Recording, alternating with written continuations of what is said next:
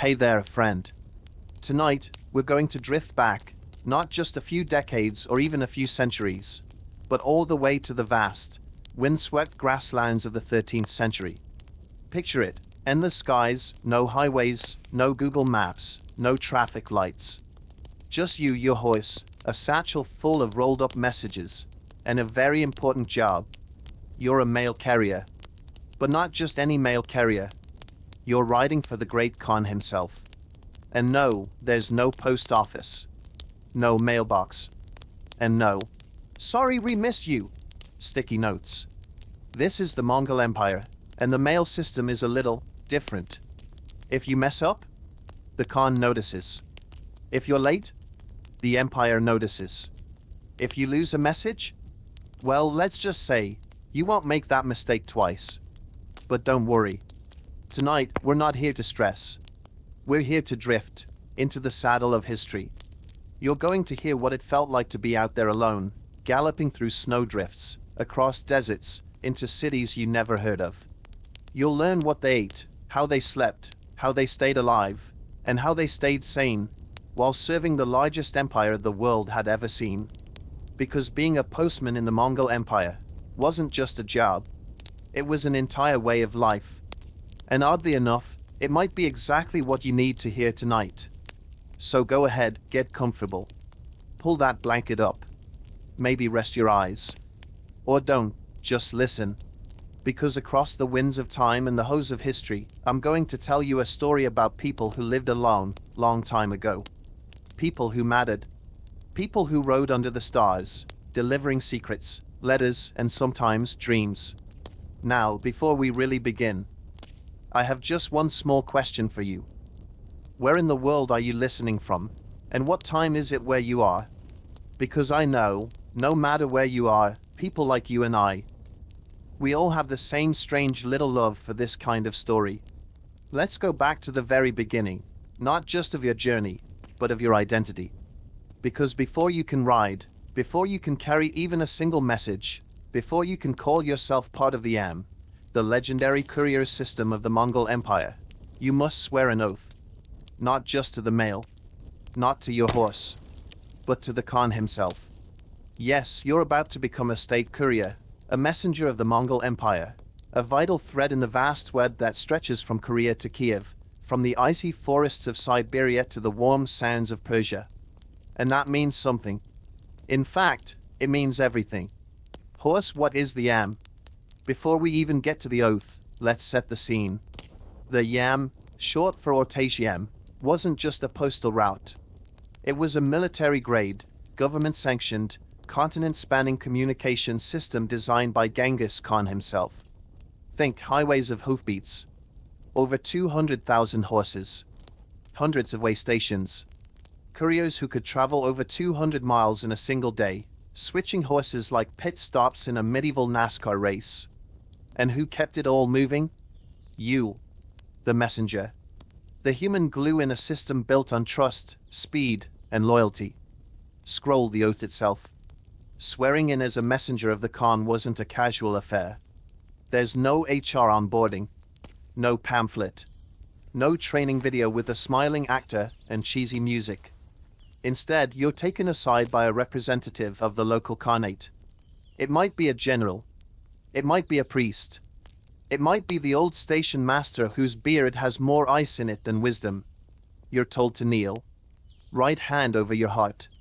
Left hand extended over your saddlebag. You're asked, do you swear by eternal blue heaven to ride when told, rest when permitted, carry without question, and obey the Khan's command above all else? You say yes. Loudly. Clearly. Even if your voice cracks. Then you drink a sip of mare's milk from a ceremonial horn. Because of course you do. You're Mongol now. Military medal what it means to serve the Khan. Here's the thing. In most medieval societies, the male guy was just the male guy. In the Mongol Empire, the mailman was sacred. You weren't just a civil servant. You were a symbol of unity. A symbol that the great Khan's rule, his word, could reach anywhere. You were entrusted with top-secret military orders, with decrees that could end wars, with marriage proposals between royal families thousands of miles apart. And yet, no one really noticed you. You passed to villages like smoke. You slept on floors. You whispered to your horses more than to other humans. But you carried the pulse of an empire. That oath you swore? It wasn't just a promise. It was your backbone. National Park before the first ride. Once sworn in, your world changed instantly. You were handed your first paisa, a bronze or silver tablet engraved with the seal of the Khan. This was your golden ticket. It granted you food, shelter, and fresh horses at any official way station. It also came with a weight. Lose it? That's exile, or worse. Misuse it? That's treason. You were also taught the first rule of Mongol posts. Never stop moving. Rain, snow, walls, enemy territory, it didn't matter. Your job was to move the words of the Khan, not question them. And movement, above all, was sacred. Footprints a tradition of silence. Here's something you might not expect. Most messengers weren't talkers. They weren't gregarious or charming. They were lone riders. Silent types. The kind of people who could ride for 3 days and not say a word to anyone. Why? Because trust was currency. The less you said, the more valuable you became. And so, most postmen learn how to speak without speaking. They read eyes. They understood body language. They sensed tension like a second heartbeat. Because words could be dangerous. But silence? Silence could deliver kingdoms. The first message. The first message you carried was never important. Not really. It might have been a simple notice. Wheat shipment arrived. Horse lame. Send new one. Or something cryptic like, the river bends further than expected.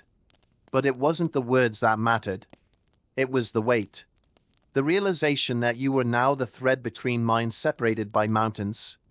That your footsteps, or hoofbeats, connected cities, cultures, and kings. You weren't just delivering ink on parchment. You were delivering intention. And in the Mongol Empire, intention was everything. Sparkles the spiritual side. Did you know Mongol riders often whispered small blessings to their letters? They believed that the words carried energy.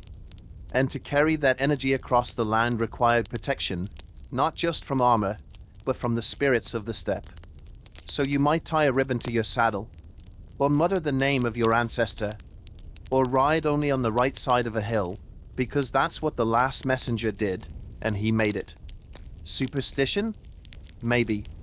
But when your job is to ride into the unknown, a little superstition is better than none. ZZZ, final thought tonight. So here you are, oath sworn, paisa in hand, saddle packed, a scroll tucked deep in your vest against your heart. The road ahead is long, the stars are out, and the only sound is the wind whispering through the grass. No one will remember your name, but they'll remember what you carried. And that is enough. Coming up in part 2. Horse and Honor, your four-legged best friend and lifesaver, where we learn why your horse wasn't just a tool, but your most loyal companion. So settle in. There's a long road ahead, but you don't have to ride it alone. Welcome back, traveler. So, you've sworn your oath. You're no longer just a man or a woman of the steppes, you're a messenger of the Khan. But before you can gallop off into the windswept wilds, there's one crucial piece of your soul you'll need to meet. Your horse. And this is no ordinary horse. This is your partner, your confidant, your heater on cold nights and your escape plan on dangerous days. You won't ride just one horse on your journey, but this first one, your soul mount, will always be the one you remember. Horse faced the Mongol horse, small but mighty. At first glance, you might not be impressed. Mongol horses were short, stocky, rough-coated. They looked more like ponies than the sleek war horses of European knights or the proud Arabians of desert kings. But don't let their size fool you. These animals were born and bred for one thing, endurance. They could gallop for miles without stopping. They needed little food. They could graze in snow, swim across rivers, sleep standing up, and sniff out water under dry sand. In a way, they were like the messengers who rode them, quiet, reliable, and built for survival. The bond between rider and horse. In Mongol culture, the relationship between a rider and their horse was deeply spiritual. You didn't just own a horse.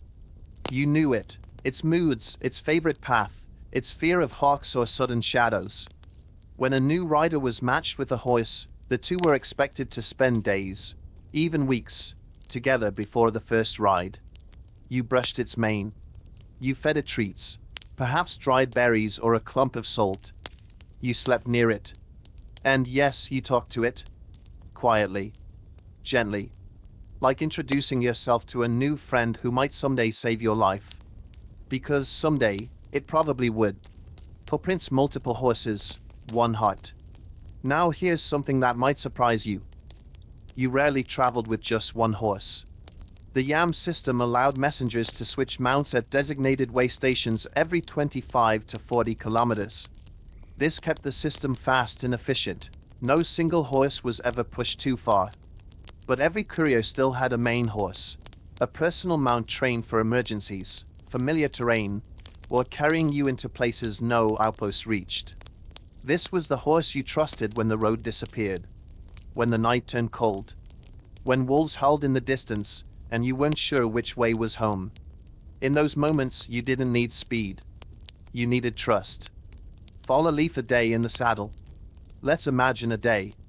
Just a typical day. You rise before the sun. Your breath is visible in the morning chill.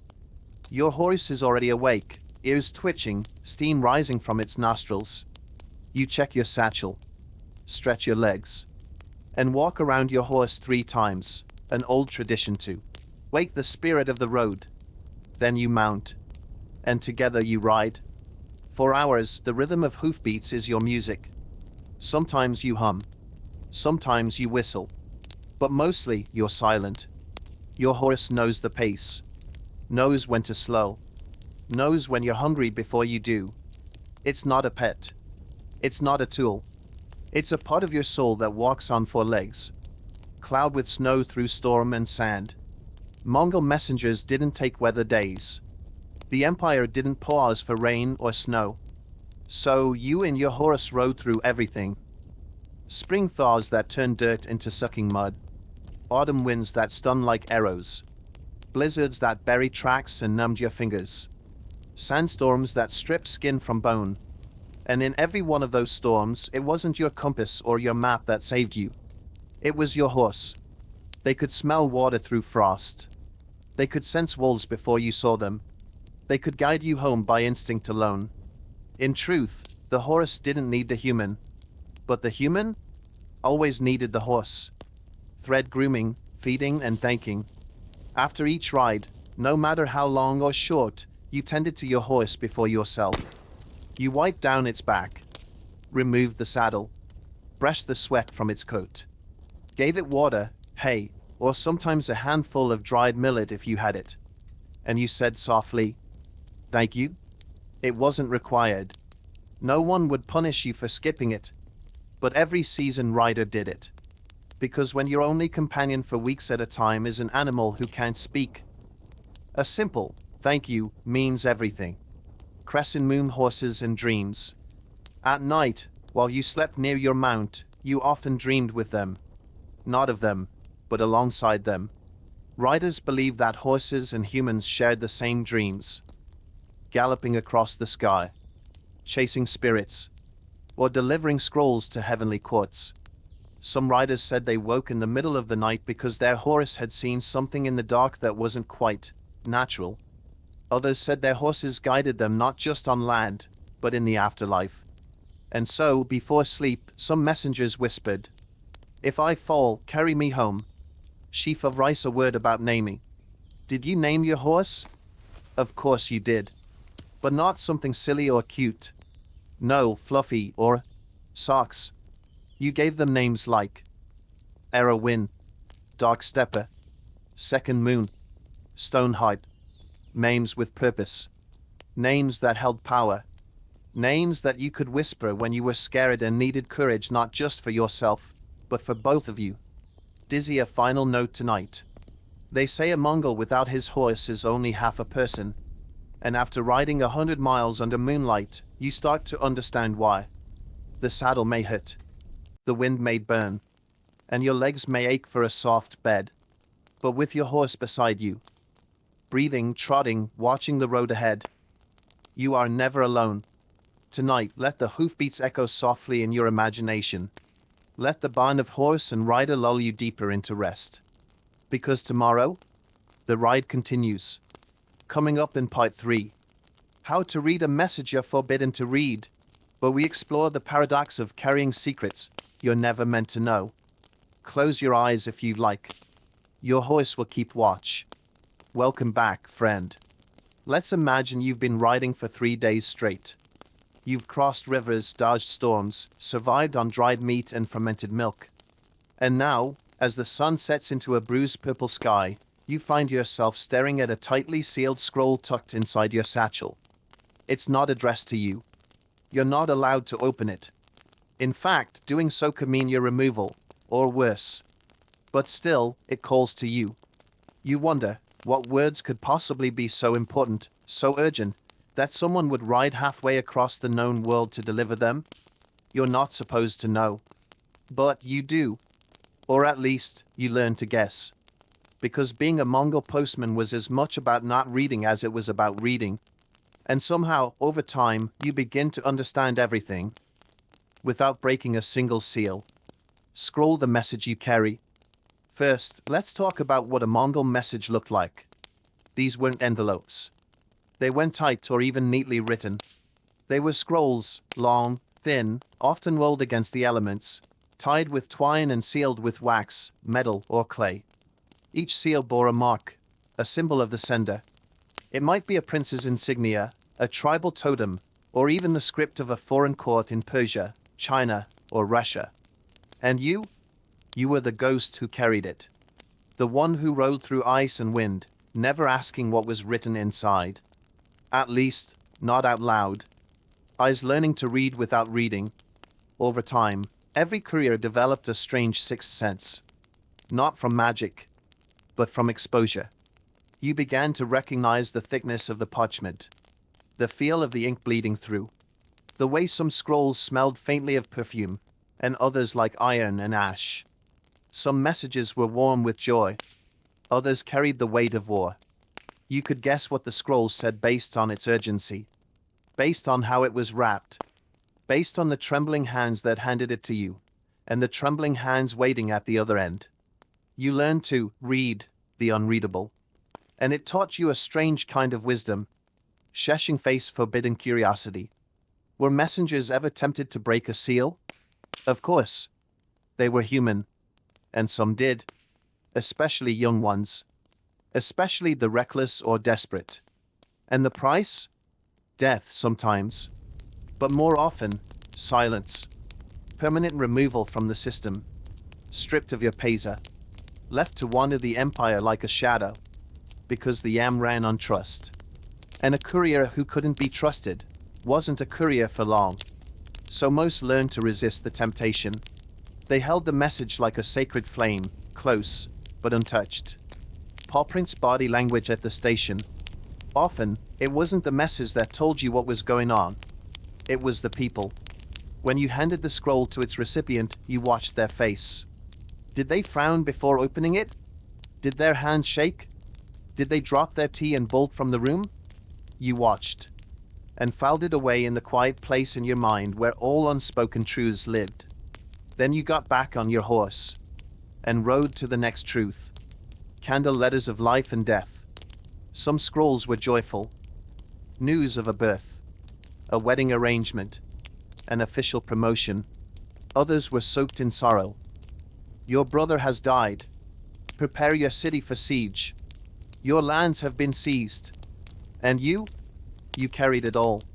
Without knowing, yet somehow knowing. You didn't need to read the words to feel their weight. Because paper can be heavy when it carries a kingdom's fate. Horse the quiet power of the messenger. Let's take a step back. You're just a rider. You don't make the laws. You don't sign the treaties. You don't start the wars. You don't carry the message. But in a way, you're more powerful than any general, because you carry the idea of all those things. And sometimes, an idea travels faster than any army. You move quietly, alone.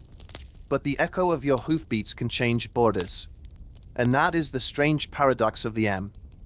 The messenger who says nothing delivers everything. Books a word on intelligence and spies.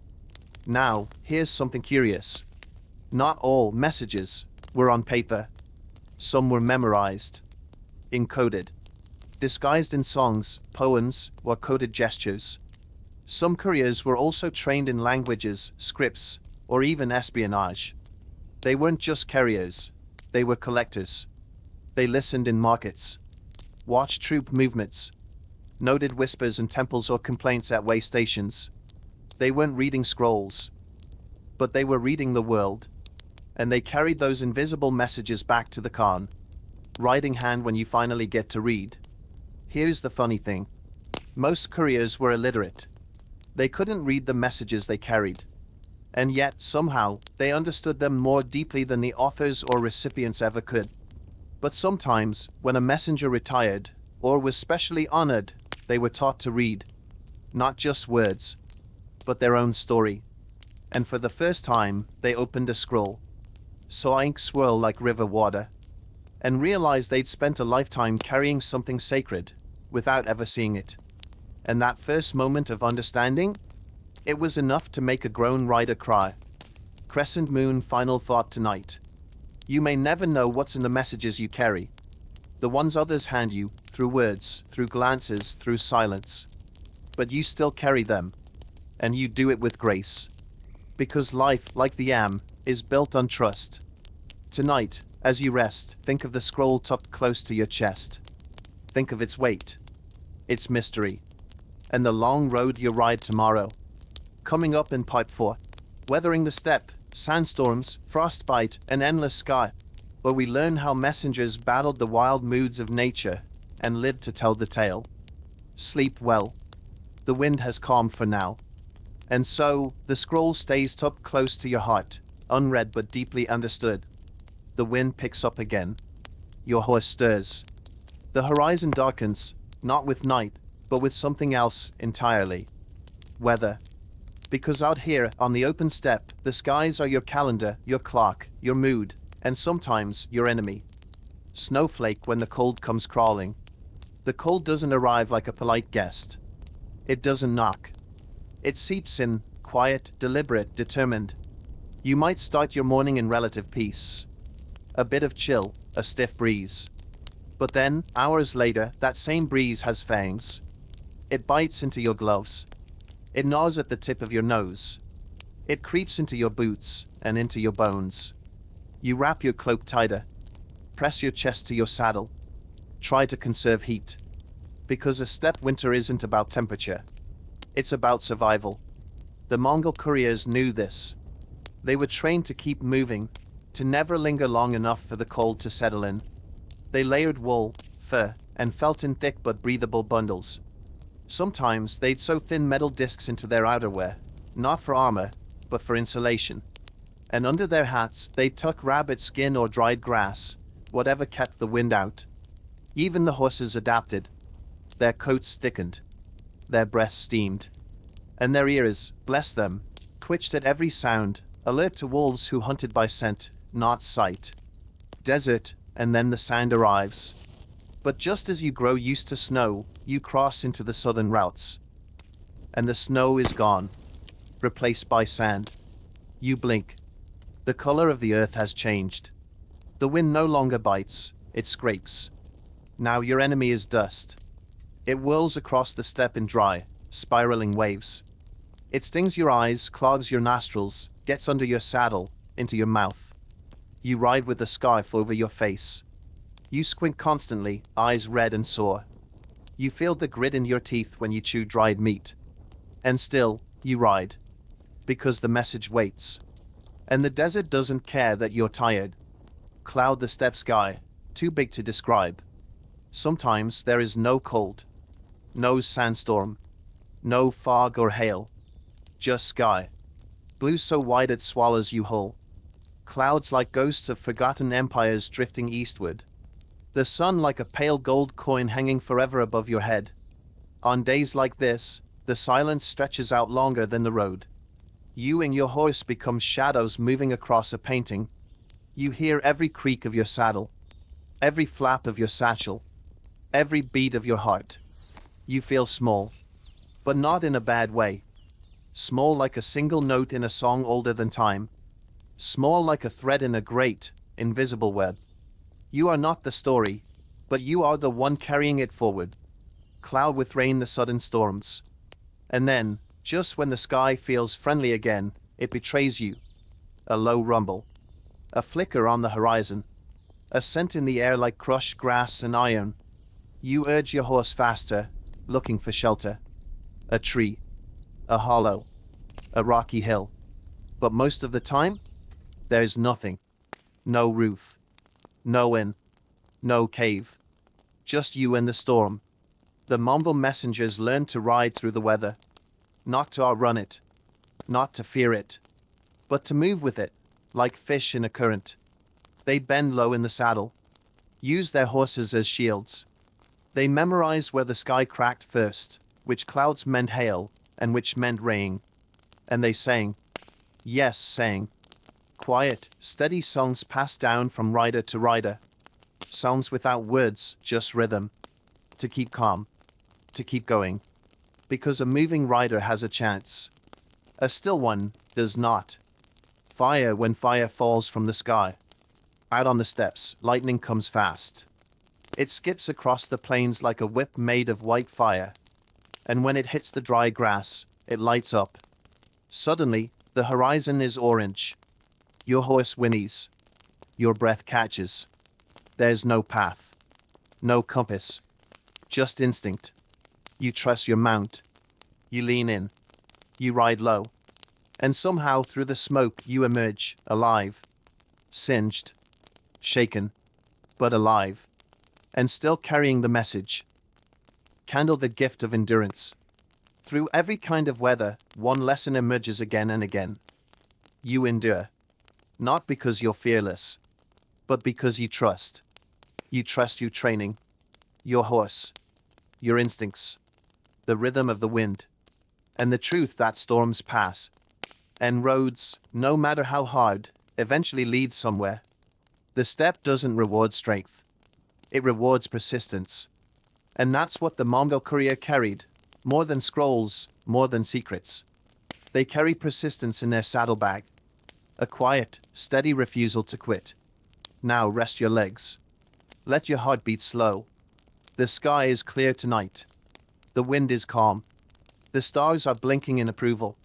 Coming up next, we'll step off the saddle for a moment to understand how the YAM system worked and why it was considered centuries ahead of its time. In the next chapter, we ride into part 5. The Great YAM System, Ancient Mongolia's Pony Express. Take a breath. The storm has passed, and the road stretches gently ahead. The wind is behind you now. You've made it through the cold that gnaws, the dust that blinds, and the sky that sometimes weeps fire. Your satchel is still secure. Your horse is still strong. And somewhere on the horizon, like a promise whispered by the earth itself, you see it. A wooden post. A low building. A thin curl of smoke rising from a stone chimney. A YAM station. You've arrived, not at the end of the journey, but at one of its many invisible hands. This is where the Mongol Empire's brilliance quietly shines. Because behind every great courier isn't just a horse and a scroll, it's an entire system. A living machine made of hoofbeats, stations, supplies, and trust. Welcome to the YAM. Classical building. What is the YAM? YAM, spelled, in Old Mongol script, was the ancient Mongolian word for route, or checkpoint. But it came to mean so much more. It was a courier system, yes, but not like anything the world had seen. Created by Genghis Khan himself in the early 13th century, the YAM was a logistical masterpiece, a kind of medieval express highway stretching across continents. Picture it. A vast network of over 1,400 relay stations, each spaced about a day's ride apart. each stocked with fresh horses, food, shelter, and armed guards. It was the beating heart of communication for an empire that spanned from the Pacific Ocean to the banks of the Danube. And it worked. Oh, it worked. Compass built for speed, designed for trust. So, how fast was the AM? Let's put it this way. In a world without phones, telegraphs, or radio, Mongol messengers could travel up to 250 miles a day using relay stations and rapid horse swaps. By comparison, a European messenger of the same era might struggle to cover 30. The secret wasn't magic. It was organization. Each station had spare horses, rotated and rested, attendants who knew the route and weather, watchtowers and lookouts, small stockpiles of food and water, temporary lodging for resting riders.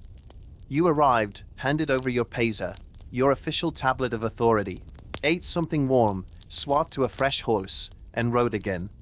No paperwork. No delay. Just motion. Because the Empire knew. Information was power. And information delayed was information denied. The paisa, your golden key. Now, let's talk about that paisa. It wasn't just the name badge. It was a sacred pass. Forged in bronze, silver, or gold, depending on your rank, a paisa granted you access to everything within the M. It told station masters, merchants, and even provincial governors. This rider is on the Khan's business. Feed him. Shelter him. Give him what he needs. Abuse of the paisa was punishable by death. But using it well? That was a badge of honor. Messengers wore it around their neck or kept it tucked inside their cloak, close to the heart. Not just for safety, but because it reminded them. They weren't just lone travelers. They were part of something vast. Life at the stations. Let's stop for a moment. You're at a yam station now. The fire crackles softly. You hear the low murmur of other riders, one arriving, another already gone. You sit on a rust stool, unwrap your scarf, sip fermented mare's milk. It's sour, strong, but it warms you. A boy refills your flask. A woman tends to your horse's hooves. No one asks questions.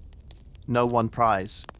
The yam was efficient, but it was also intimate. Small pockets of humanity in an otherwise lonely profession. You rest. You breathe. You check your scroll.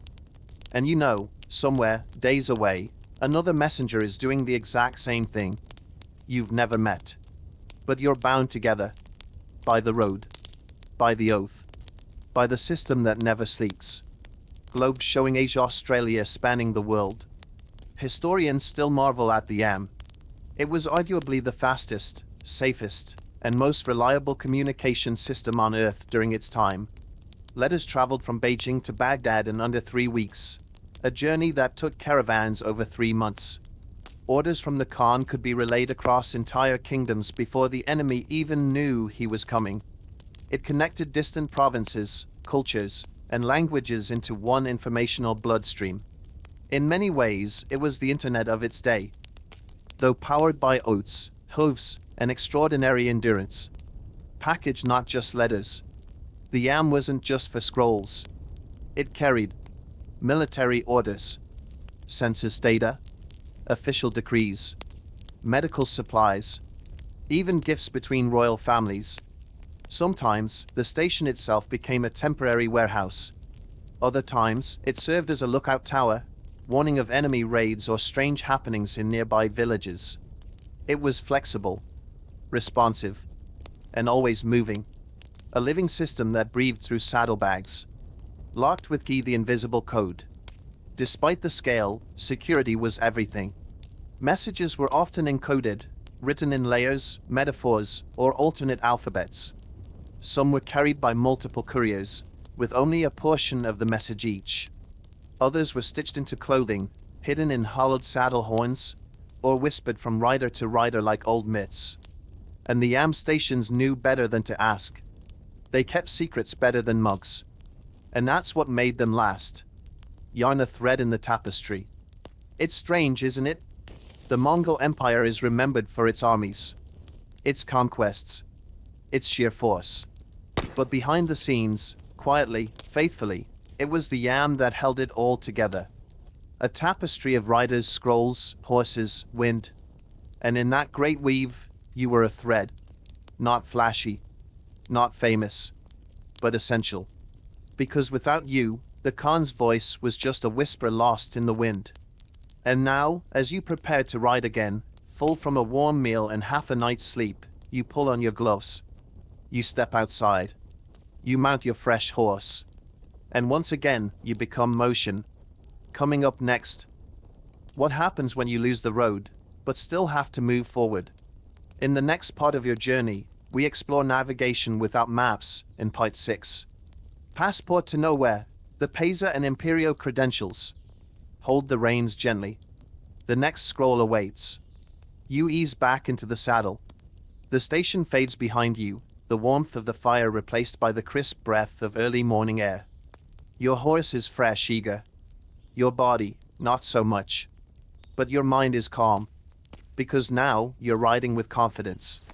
Not just from experience, but from the one item that proves you belong out here. Your Pesa. The worn, oval-shaped tablet hangs from your neck, tucked under your cloak. It's cold against your chest, but it comforts you more than any coat ever could. It is, in every sense, your passport to nowhere. And everywhere. What exactly is a Pesa? Let's look closer. Your Pesa is a small, flat piece of metal. Not fancy, not decorative, at least not for you. But it holds immense power. Stamped with the seal of the Khan. Etched with sacred script in Mongol, or sometimes in Uyghur, Persian, or Chinese. Sometimes inscribed with phrases like, "By order of the eternal blue sky, give this rider what they need." It wasn't personalized. It didn't carry your name. But it carried your authority. Because the Pesa didn't say who you were. It said who you served. And in the Mongol Empire, that was enough. Compass riding without a map. Out here, there are no road signs. No GPS. No North Star app on your phone. Just land. Rolling, endless land. Sometimes flat and grassy. Sometimes broken and cracked. Sometimes rising into hills, then flattening again into horizons that blur into dreams. You ride by instinct. By memory. By the sun in the day, and stars at night. And sometimes, you get lost. Everyone does. Even the best. Even the ones who've ridden the same path dozens of times. Because the land changes. Winds erase tracks. Snow covers landmarks. Rivers flood and change course. But your Pesa helps. Because when you're lost, you can ride into a village, any village, hold up your Pesa, and be welcomed like a diplomat. You're fed. Given a place to rest. Shown the next correct path. And no one asks why you're there. Because the Pesa speaks louder than questions. Dove more than just a pass. It's funny. The Pesa is small. You could forget it's even there. And yet, without it, you're just another rider. With it, you're the Empire's voice on horseback. It's protection. It's permission. It's proof. Some riders even believed the Pesa had spiritual power. That it absorbed the energy of the roads you traveled. That it carried not just political authority, but personal strength. Some rubbed it like a talisman before mounting. Others pressed it to their forehead during storms. Some even kissed it before sleep, whispering thanks to the eternal sky. Not because they were superstitious, but because they knew. Out here, symbols matter. And the Pesa was the most sacred symbol of all. Japanese castle at the gates of cities. When you approached a walled city, things got tricky. Cities had guards, rules, customs officials. But you had the Pesa. No explanation, no papers. Just that flash of metal. The gates opened. The guards stood aside. You might be a nobody in your own village. But in foreign lands, your Pesa made you royalty. It was one of the only objects that crossed every border in the empire, unchallenged. Even enemy rulers sometimes respected it, because they feared the Khan's retaliation if they didn't. So yes, your horse might stumble. Your boots might wear thin. But your Pazer? It carried you further than anything else ever could. Scroll the hidden layers. Some Pazers were simple, but others had hidden meanings. Gold ones, for example, were given to high-level envoys or imperial relatives. A messenger carrying a gold Pazer could commandeer anything: horses, soldiers, food, shelter. Some bore dual-language inscriptions: Mongol and Chinese, or Persian and Syriac. Others had small notches, worn smooth by years of use, indicating how many times the bearer had completed critical missions. And there were rumors, unconfirmed of course, that the rarest Pazers could even pardon a man's life, though no one ever dared to test that theory. Lot the price of losing it. Now here's a darker truth. Lose your Pazer, and you lose everything. You are no longer protected. You are no longer fed. You are no longer welcome at the stations. You are, effectively, invisible. Worse still, if someone steals your Pazer and uses it, you could be held responsible for their crimes. So riders wore it like a second skin, slept with it tied to their wrist, tucked it under their saddle during rest, checked it obsessively, like breath, like heartbeat, because the roads were dangerous. And the Pazer was your shield. Milky Way, you, the scroll, and the road. So here you are again, alone on the path. Stars above. The steppes stretching endlessly. Your horse breathes steadily. Your scroll rustles softly in the wind. And your Pazer rests just above your heart, quiet, cold, constant. You don't need a map. You don't need science. Because you have what every great Mongol courier carried: a message, a direction, and the trust of an empire stamped into metal. Coming up next, we journey deeper into the ancient art of navigation itself, how messengers learned to read the sky, the earth, and the silence. In Part 7, Mongol Maps, Navigation when the sky is your compass, we explore the subtle brilliance of finding your way when there's no way to find. But for now, lean into the wind and trust that the road, like the message, will carry you where you're meant to go. The night deepens. You hear nothing but the soft rhythm of hooves and the occasional gust brushing the grass. The stars above are so clear, they don't just shine, they seem to whisper. And that's perfect. Because tonight, you're not following a road. You're following the sky. You're tracing invisible lines in the wind. Learning how to navigate not with paper, not with markers, but with awareness. Because Mongol messengers didn't carry maps.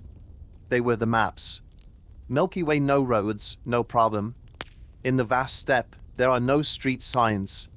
No crossroads. No. You are here. Markers carved into trees. So how did couriers find their way from one end of Asia to the other? The secret wasn't in memorization. It was in observation. Mongol messengers were trained, formally or through sheer repetition, to read the landscape like a living scroll. They could tell directions by how tall the grass grew, by the shape of a river bend, by where the herds of wild antelope wandered at certain times of year. And most of all, they read the sky. Shooting star the stars as signposts. The night sky was a map older than any empire. Mongol riders knew the constellations not just as patterns, but as pathways.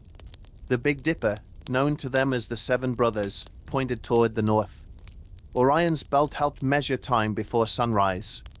And certain stars, rising and setting at familiar angles, marked invisible lines across the steppe. You didn't need to know where you were. You only needed to know where the sky was going. If it moved east, you followed. If it dipped south, you adjusted. If clouds hid the stars, you waited. Not out of fear, but out of respect. Wind face reading the wind. By day, the wind became your second compass. Each region of the steppe had its own kind of breeze. Some came dry and high-pitched. Others were low, whistling through reeds. Some carried smells, salt from the sea, herbs from the mountains, ash from distant campfires. Mongol riders used all of this. They'd stop, remove a glove, and feel the air with the back of their hand. They'd note the direction smoke twisted, or how a hawk adjusted its flight. Because the sky wasn't the only guide. The air itself carried messages, if you were quiet enough to listen. Stones, trees, shadows. The earth gave clues too. Riders learned how to follow rock patterns. Certain kinds of stone formations indicated riverbeds, old caravan routes, or buried roads long forgotten. Tree lines mattered too. In some areas, lone trees marked wells or graves. Clusters of certain pines meant higher elevation was ahead. Even shadow length, cast at different times of day, helped riders estimate how far they'd gone since sunrise. These weren't guesses. They were habits. Passed down not in books, but in motion. From elder riders to apprentices. From whispers around the fire to instinct in the saddle. Footprints the horse always knew. Sometimes, when all else failed. When the stars were hidden. When the winds confused you. When the land felt unfamiliar. You let go of the reins. Literally. And your horse would choose the way. Because Mongol horses weren't just trained for strength. They were trained for memory. Many had traveled the same routes dozens of times. They remembered station scents. They remembered where the grass was softest. Where the path sloped down. Where danger once lived. And so, a wise rider knew when to lead. And when to follow. Of orientation through silence. There's one more secret. Silence. It sounds strange, but Mongol messengers often navigated best when they stopped thinking.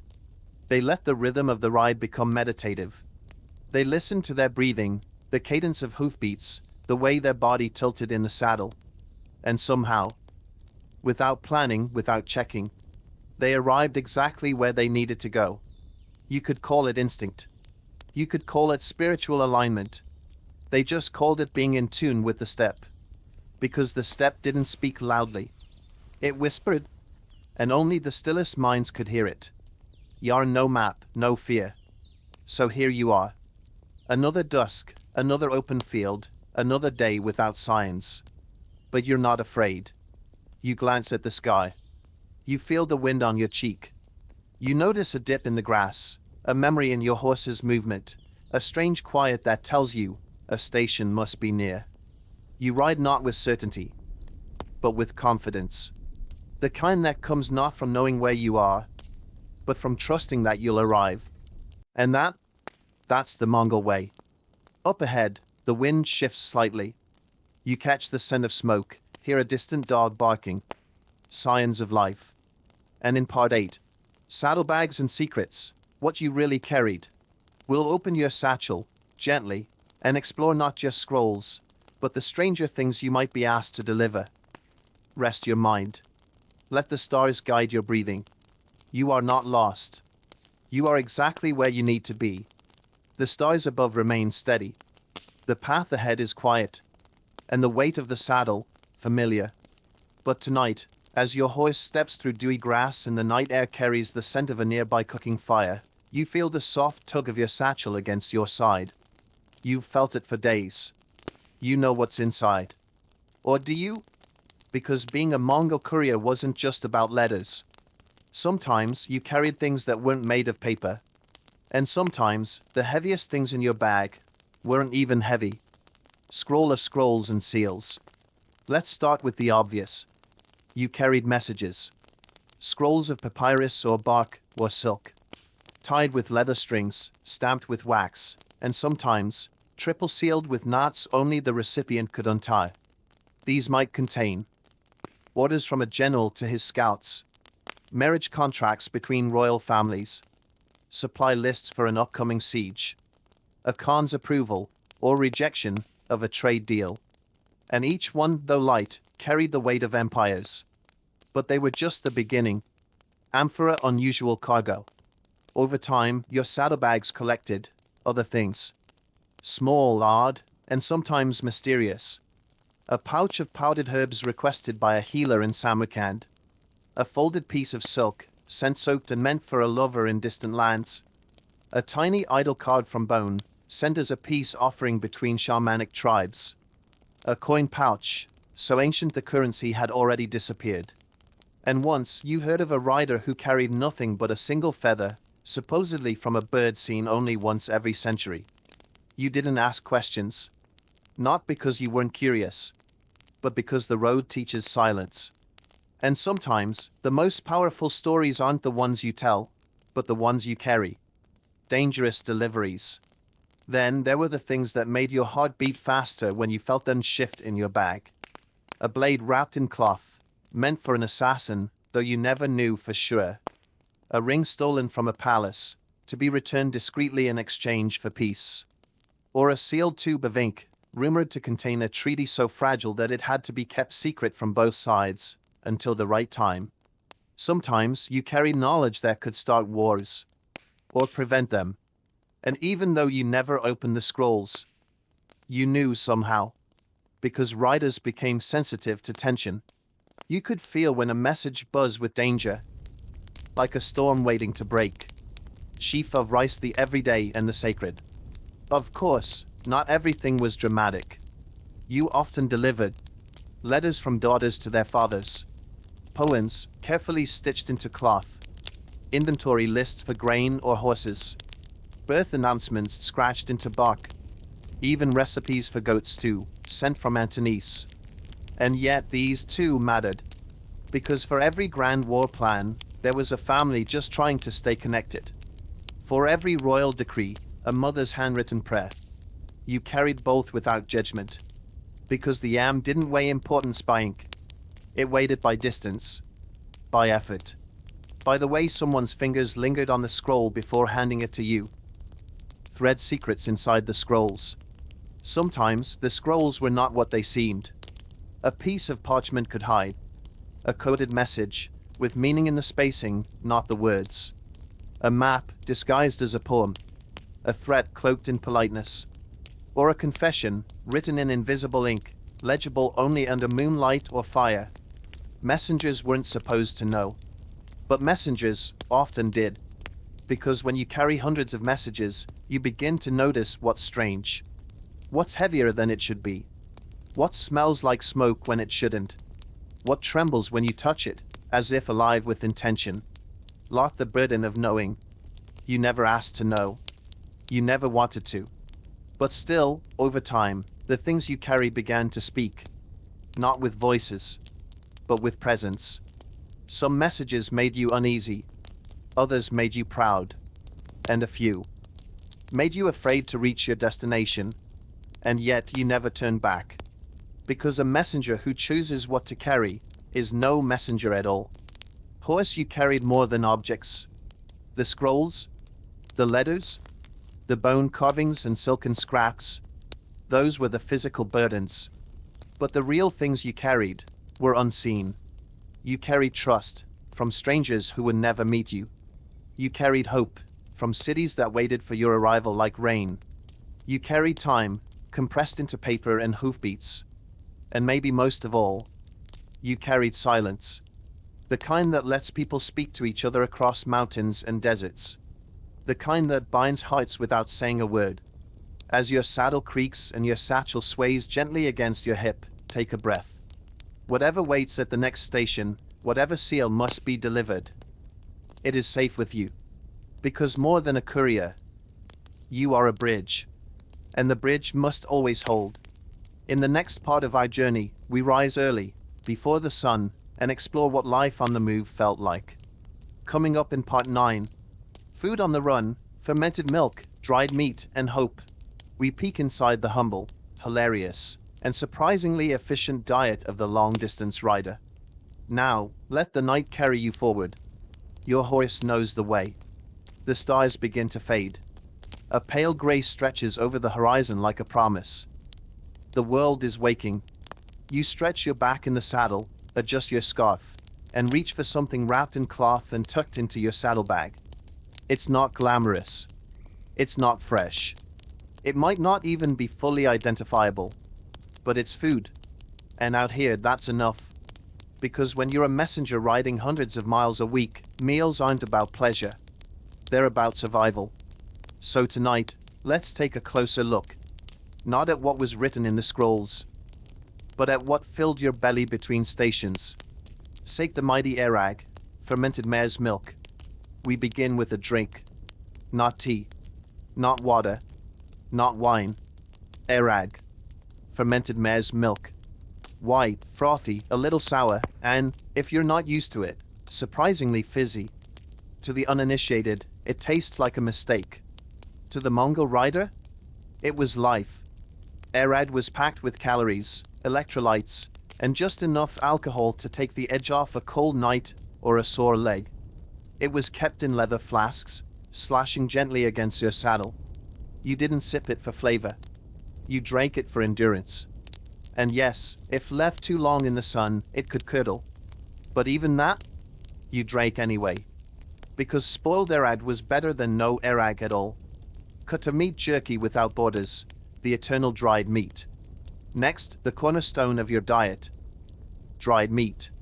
Called borts in Mongolian, this was usually thin-sliced mutton, horse, or goat, air-dried over weeks until it was harder than your saddle. Chewy? Yes. Tasty? Occasionally. Filling? Always.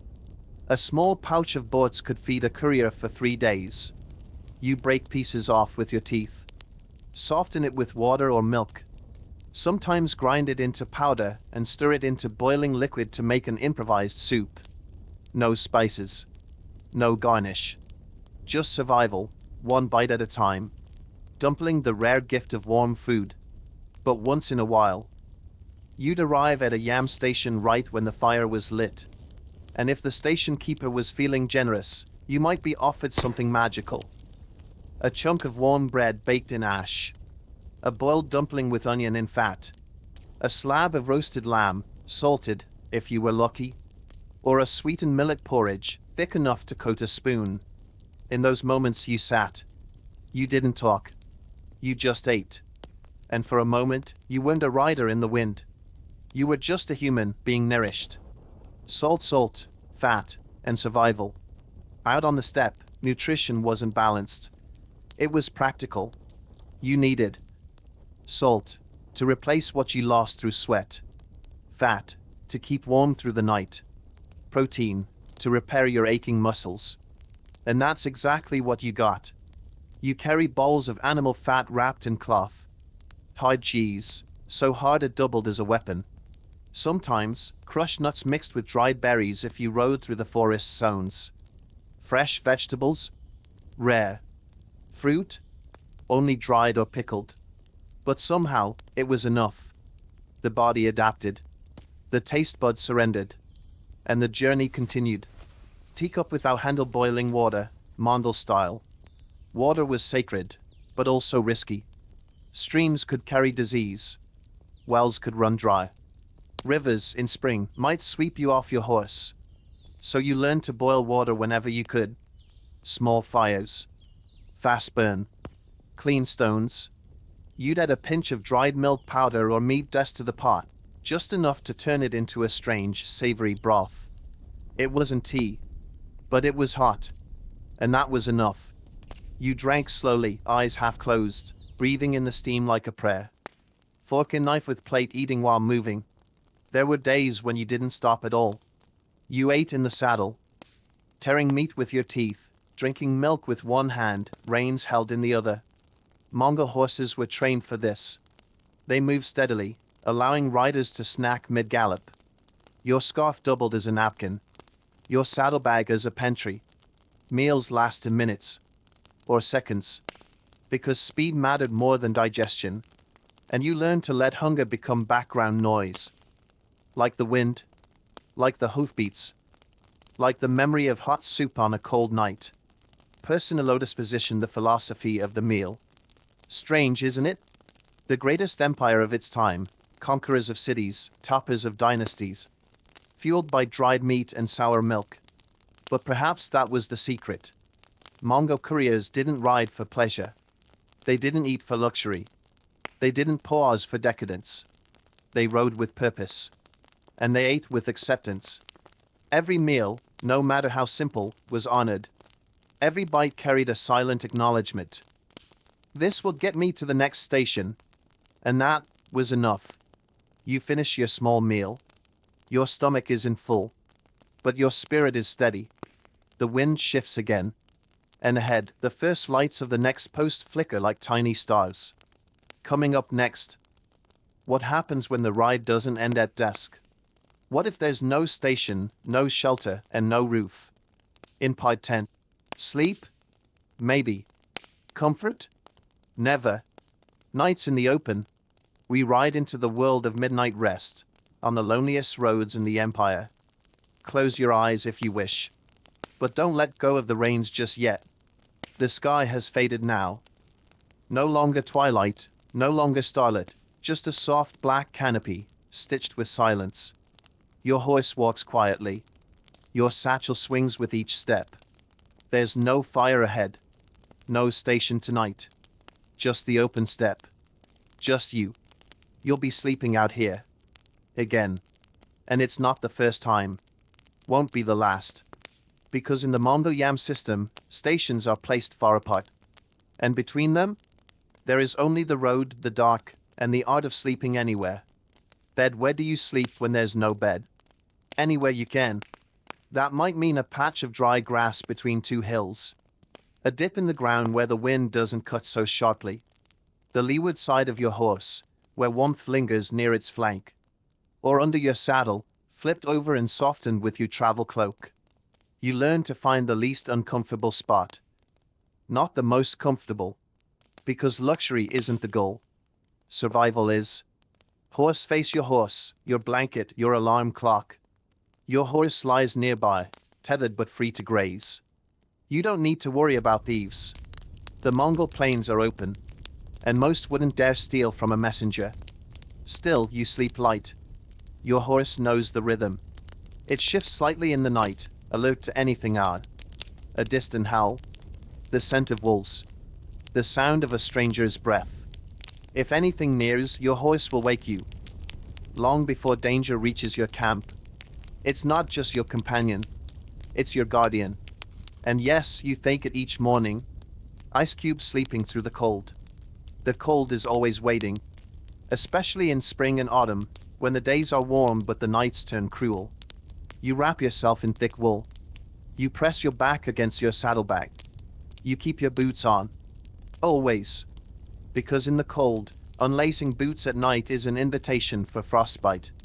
You sleep in your riding clothes. Sometimes even with your gloves. And when you can't sleep, you whisper songs your mother taught you. The kind sung not to entertain, but to survive the silence. Noke away the sky as a ceiling. On clear nights, the sky becomes your roof. And what a roof it is. No lanterns. No smog. Just stars, billions of them, scattered across a sky so wide it makes your thoughts feel small. You gaze upward and think about the cities you've passed. The people you'll never meet. The messages you carry, written by hands you'll never touch. You let the stillness wash over you. And somewhere in that silence, sleep finds you. Not deep. Not long. But enough. Candle, what about fire? When you're lucky and there's fuel. Dry dung, sticks or brush, you build a fire. Tiny. Quick. Shielded from the wind by your saddle or a small mound of earth. The flame is not for cooking. It's for comfort.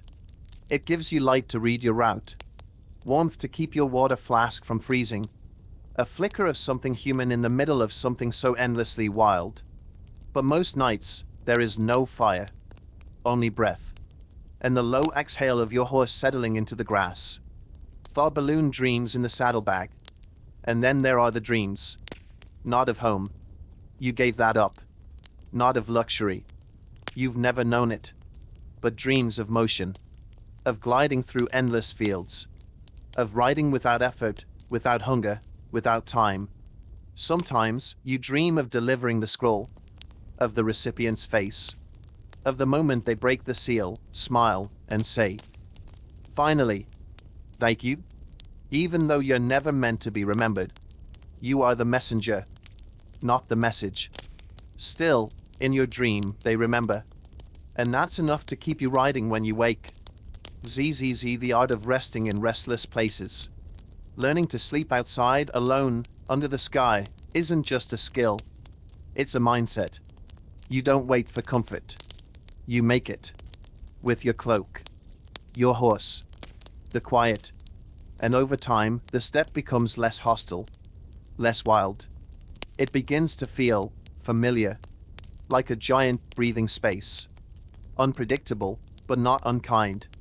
Vast, but not empty. You fall asleep knowing you'll wake up stiff, that the morning will be cold, that your next meal is a guess, but also knowing that you'll ride again, because that's what you do. You carry forward. In the next part of our journey, we rise with the sound of drums, flutes, and shouting voices. It's festival season, and even messengers must ride through the chaos of celebration. Coming up next, part 11. A day off? Ha. No. Welcome to festival season, beer, dancing, and divine chaos. Now breathe slowly. The sky is watching, and somewhere in the darkness, your horse sleeps too.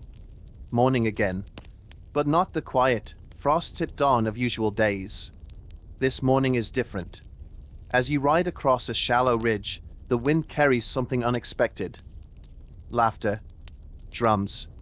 The unmistakable clatter of wooden bowls and stomping feet. A festival. You smell it before you see it. Roasted meat, burnt grain, horse sweat, and wood smoke. A scent that tells you, this village is not asleep. It's alive. And loud. For a moment you consider circling wide. After all, you have no time for distractions. But this is your path. And sometimes the road rides through celebration whether you're invited or not. Party popper Mongol festivals, organized mayhem. The Mongols loved festivals. They celebrated the changing of seasons, the birth of sons, the return of warriors, the blessing of harvests, and sometimes, just because the sky was clear and spirits were high. These weren't quiet affairs. They were explosions of movement. Horses racing in the dust. Children wrestling in circles of cheering families. Men chugging fermented drinks until their laughter turned into singing. Women dancing in long, swirling sleeves. Elders recounting battles beneath the stars. And somewhere in the chaos, a shaman ringing a bell carved from bone. You didn't plan to join. But festivals didn't need invitations. Be among you, the outsider, and the beer. The moment you ride in, eyes find you. You don't say a word, your pacer says it all. A man offers you a horn of arag. You hesitate. You haven't had real rest in days. Your message is still sealed, waiting. But it would be rude to refuse. You take it. Sit once. It's sharp, tangy, and exactly what your sore throat didn't ask for. Still you smile. Because this, too, is part of the road.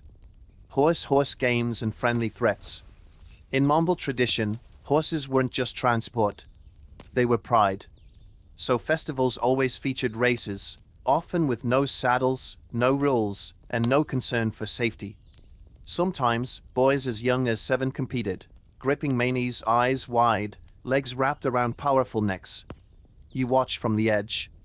A rider skids past you in a blur, laughing wildly, hair flying like a battle flag. Another courier, perhaps. Or just someone who could have been one. No one asks who's fastest. They only care who rode hardest. You nod silently. Respect doesn't need trophies. Man announcing the dances you never learned. As twilight descends, music begins. The low hum of string instruments, paired with a beat tapped on wooden bowls and bare knees. The dancers form circles. No choreography. Just instinct.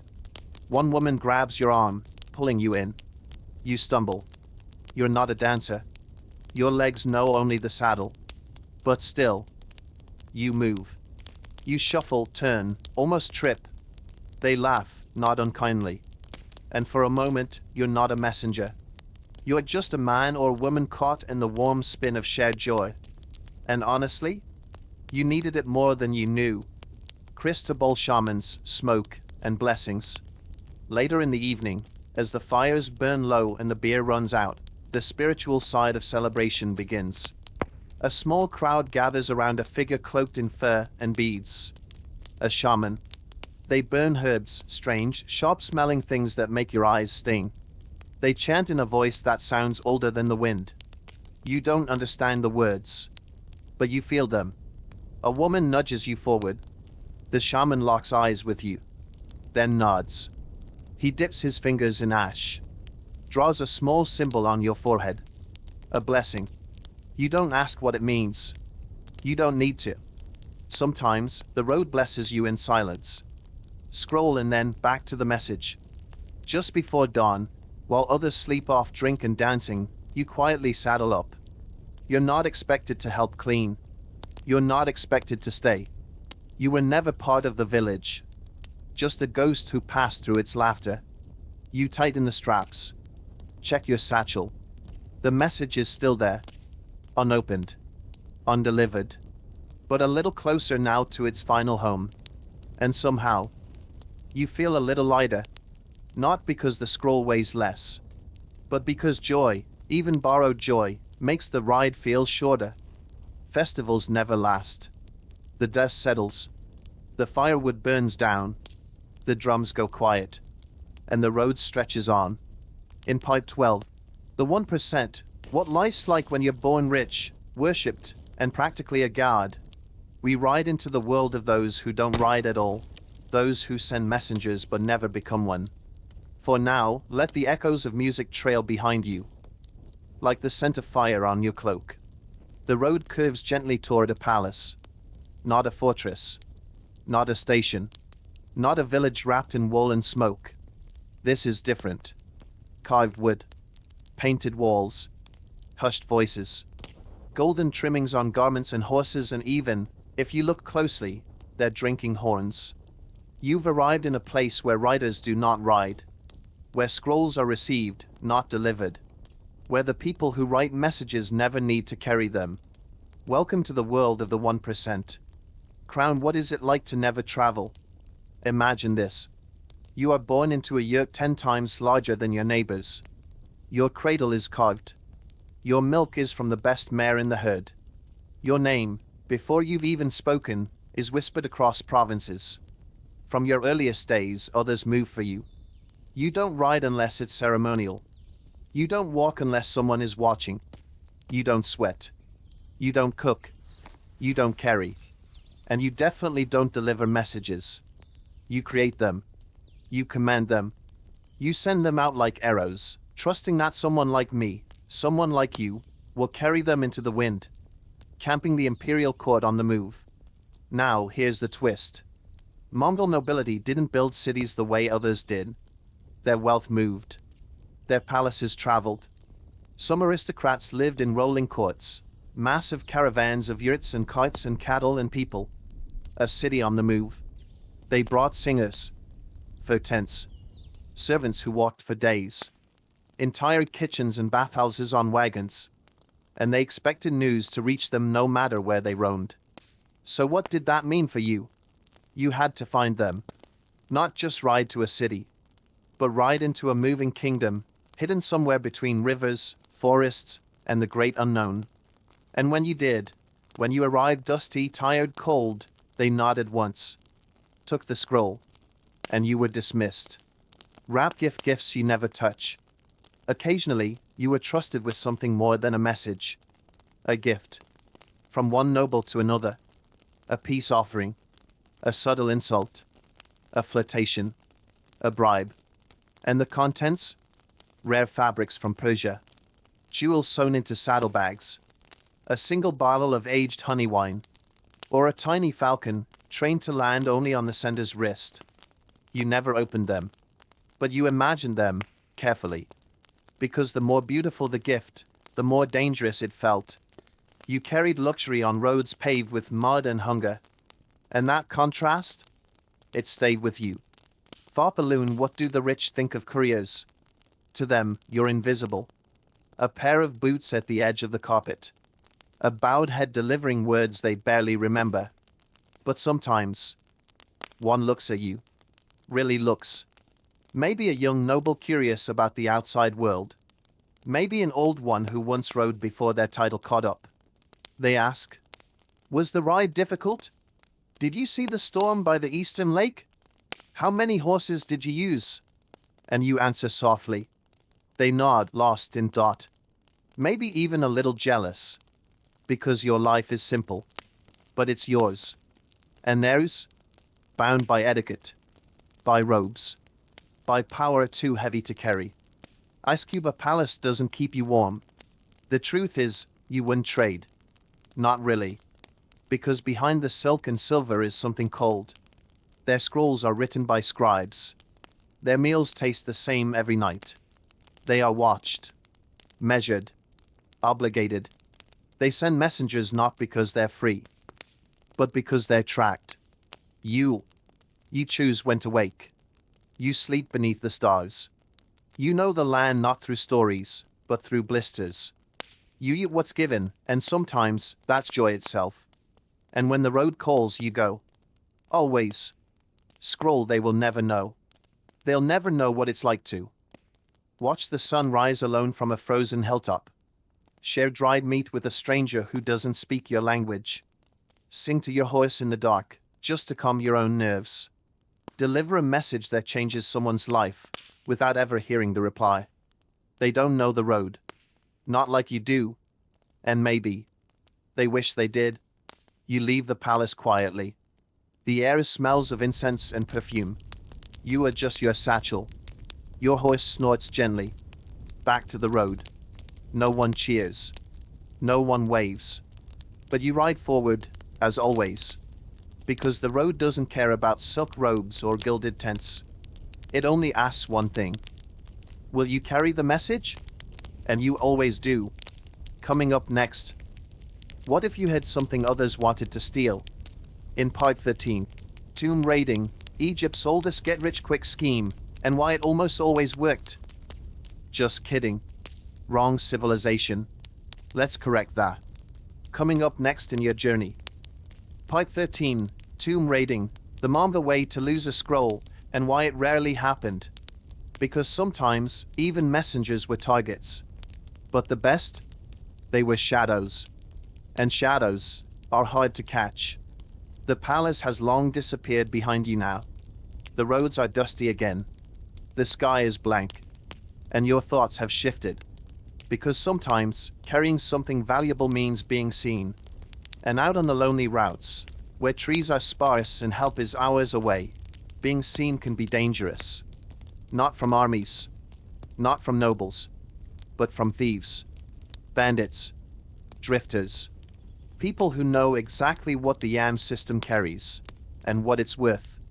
You may not have gold in your saddlebag, but the right scroll, in the wrong hands, it could start a war, or end one. Zombie tomb raiders of the steppe? No pyramids here. No sarcophagi.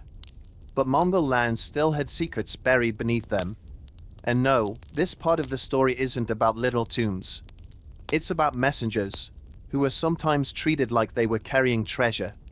Because to the average bandit, you were more than a traveler. You were a shortcut to something valuable. A sealed scroll might mean payment. It might mean ransom. It might be used to impersonate an official. And the one thing the YAM could never fully prevent was greed. Cross swords ambushes on the road. Most YAM routes were carefully guarded. Stations had weapons. Couriers were often trained in basic defense. But the roads were long. And not every hill had a watchtower. Bandits learned the patterns. They waited near river crossings, under tree cover, near ruined posts, abandoned stops where travelers might be tempted to rest. They didn't attack cities. They attacked messengers. Because messengers always carried something, even if they didn't know what. Horse faced the messenger's defense, speed and silence. So how did you survive? You didn't carry swords. You didn't wear armor. But you carried something better. Training. Speed. Instinct. You learned to recognize traps. A horse tethered too neatly beside the road. A man pretending to be injured, but watching your hands. Smoke rising where no fire should be. And when it happened, when you knew, you didn't fight. You ran. You kicked your horse and vanished across the plains, faster than any bandit could follow. Because a good messenger doesn't duel. A good messenger delivers. Scroll when a scroll disappears. And what if you did lose a scroll? It was rare, but not impossible. Sometimes, riders were ambushed and tied. Sometimes they were tricked, offered shelter, only to wake up with an empty satchel. And when that happened, the Yam responded swiftly. Paces were tracked. Routes were revised. The Khan's agents investigated. And if the thieves were caught, they were shown no mercy. Because stealing a message wasn't theft.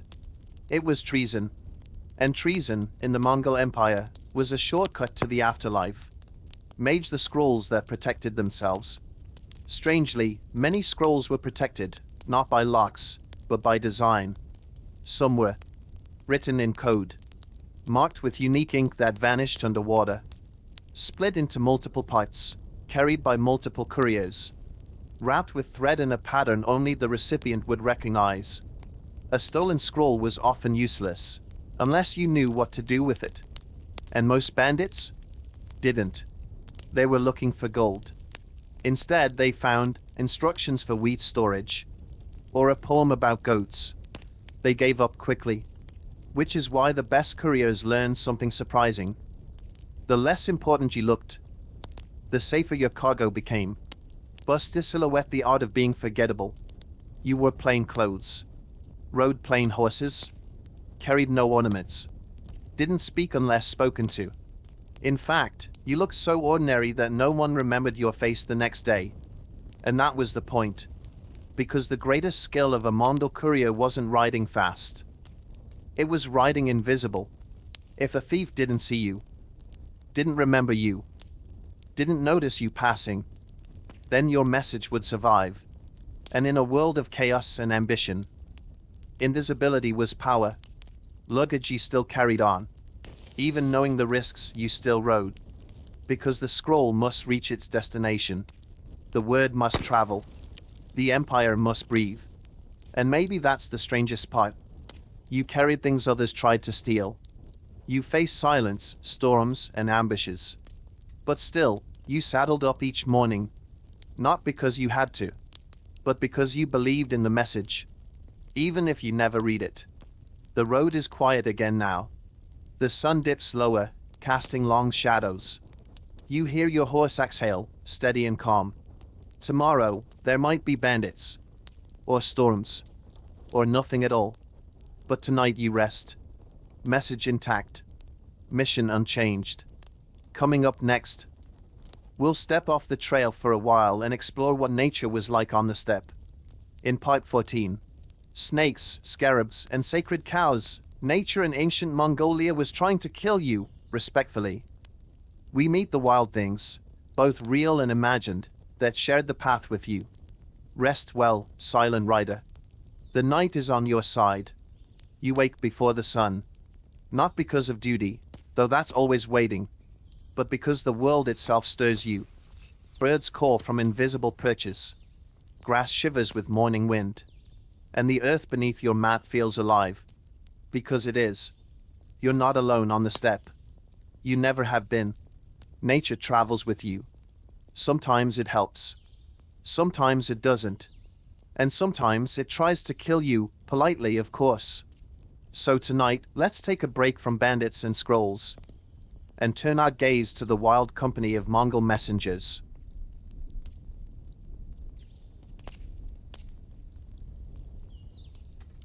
Snakes, yes. But not the kind you think. The steppe isn't known for snakes. It's too cold in the north, too dry in the south. But they exist. Small, gray, and shy. They slip through rocks and grasses, seen only by the careful eye. Most are harmless. But one bite, in the middle of nowhere, with no healer for miles? A problem. Couriers learn to step carefully. Avoid soft sand under rocky outcrops. Never reach into a dark hole without a stick. And always, check under your saddle before mounting. Because even a tiny viper can ruin a very long journey. Beetles, locusts, and tiny menaces. Insects outnumbered everything. Especially in summer. You might ride through clouds of mosquitoes, who loved the taste of rider sweat. Locusts, which could darken the sky and crunch underhoof. Beetles, big as your thumb, who found saddlebags a perfect home. Fleas, which didn't ride horses, but happily hitched a ride on you. You scratched. You swatted. You cursed softly. But you kept riding. Because stopping meant being eaten alive. Not by wolves, but by bugs, ox sacred cows and wild herds. In some regions of the steppe, cattle were sacred. Not in the way temples are sacred, but in the way ritual and respect shaped daily life. You never shouted at a cow. Never struck one. Never crossed between a mother and her calf. You let them pass. You waited patiently. And sometimes, you whispered thanks as they moved aside. But wild yaks? Now those were different. Big. Hairy. Temperamental. You gave them space. If a yak looked at you sideways, you simply changed your route. You didn't argue with the creature that outweighed your horse and your pride. Wolf-faced wolves, the quiet watchers. Wolves were part of the myth, the memory, and the real. They moved in small packs. They hunted at dusk. And they almost never attacked humans. But your horse? Different story. You kept a fire when you could. You avoided leaving meat out. You learned to listen, because the silence before wolves arrived was louder than any howl. Some riders claimed to ride beside them at night. That the wolves watched, not with hunger, but with recognition. As if they saw in you, another creature that moved through the world alone. Birds as guides. Birds mattered. Cranes marked wetlands. Ravens circled battlefields and old camps. Hawks watched trails for small animals, and could unintentionally lead you to water. You watched them without thinking. Their flight patterns helped you navigate. And at night, their absence told you where not to camp. Because if the birds wouldn't land there, why should you? Trees, bushes, and the little things that hurt. The steppe wasn't just grass. There were shrubs, low trees, creeping vines, some harmless, some filled with thorns that could rip your clothing, or worse, your horse's leg. You learned to spot them at a distance, to skirt fields of burdock or nettle, to avoid riding through too much underbrush after rain, where leeches sometimes waded. Yes, leeches. Another reason to avoid puddles. You're welcome. Herb the plants that saved you. But nature wasn't just a threat. It was also a pharmacy.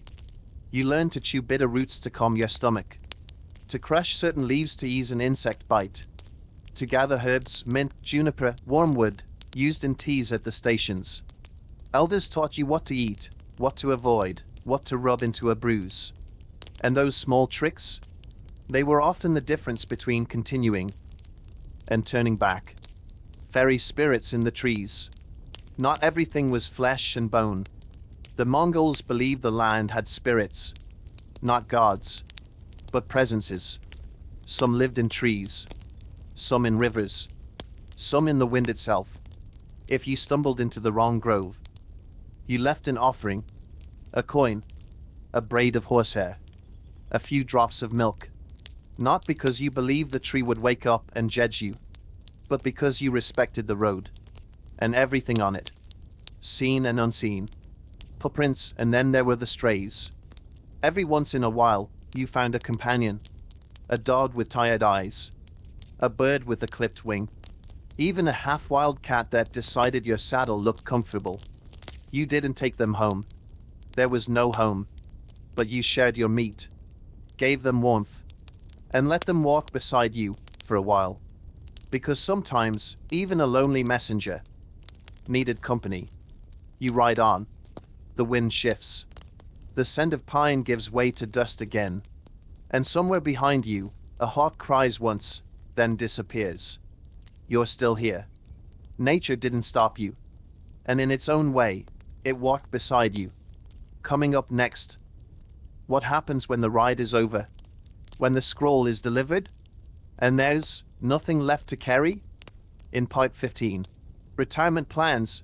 What happens when a messenger grows old? We discover what waits after the final road, and how some riders kept moving even after the riding stopped. For now, breathe in. The grass is still, and the path forward waits quietly for your return. And then one day, The sky looks the same. The wind is still familiar, but your hands tremble when they tighten the saddle strap. Your knees don't bend the same way when you mount, and the miles feel longer, not in distance, but in weight. You're still a messenger, but your body? It whispers that the end of the road may be closer than the next station.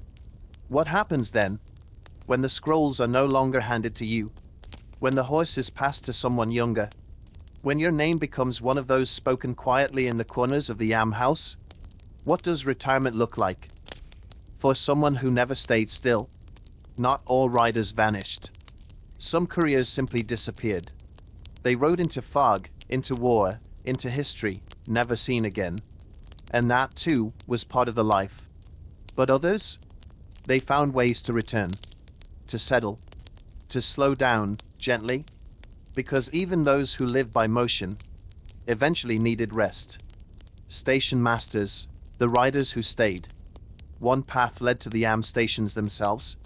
Former messengers were often trusted to become station keepers, those who managed the horses, prepared food, kept the ledgers, knew when a courier needed a story more than a meal.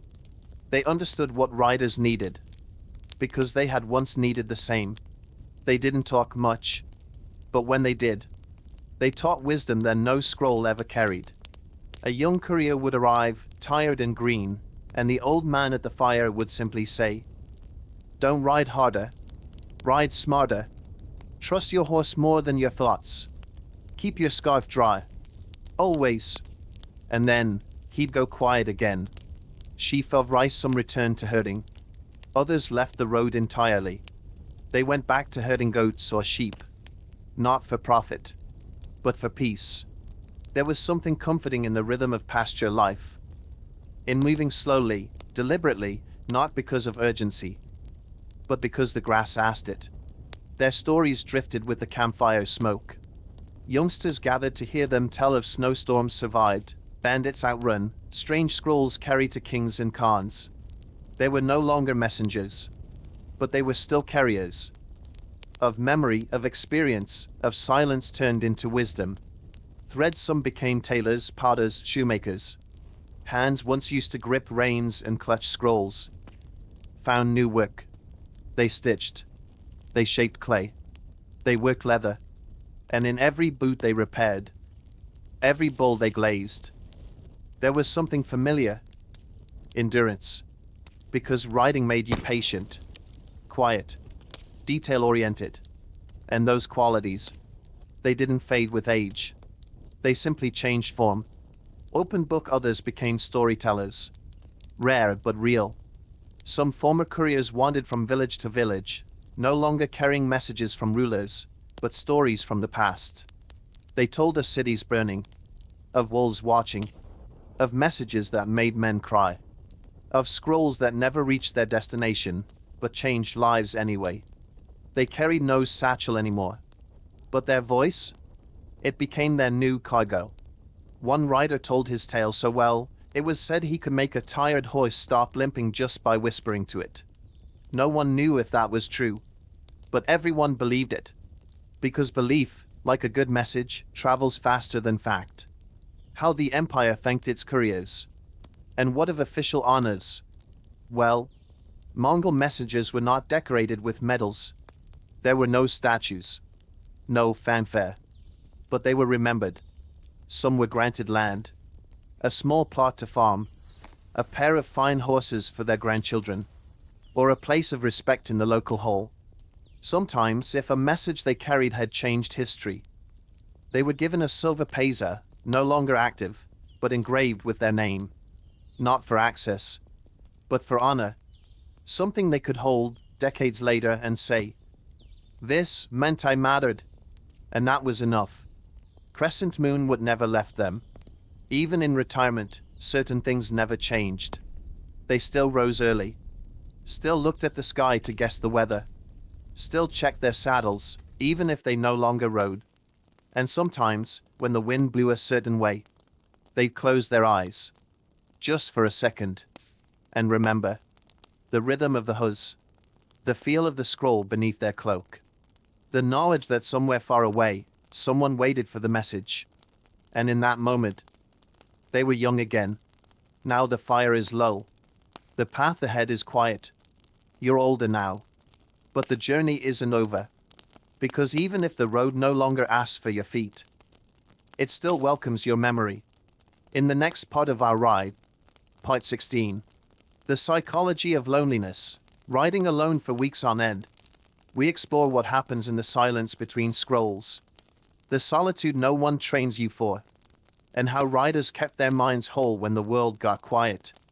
For now, close your eyes. The road can wait. The most dangerous thing on the road?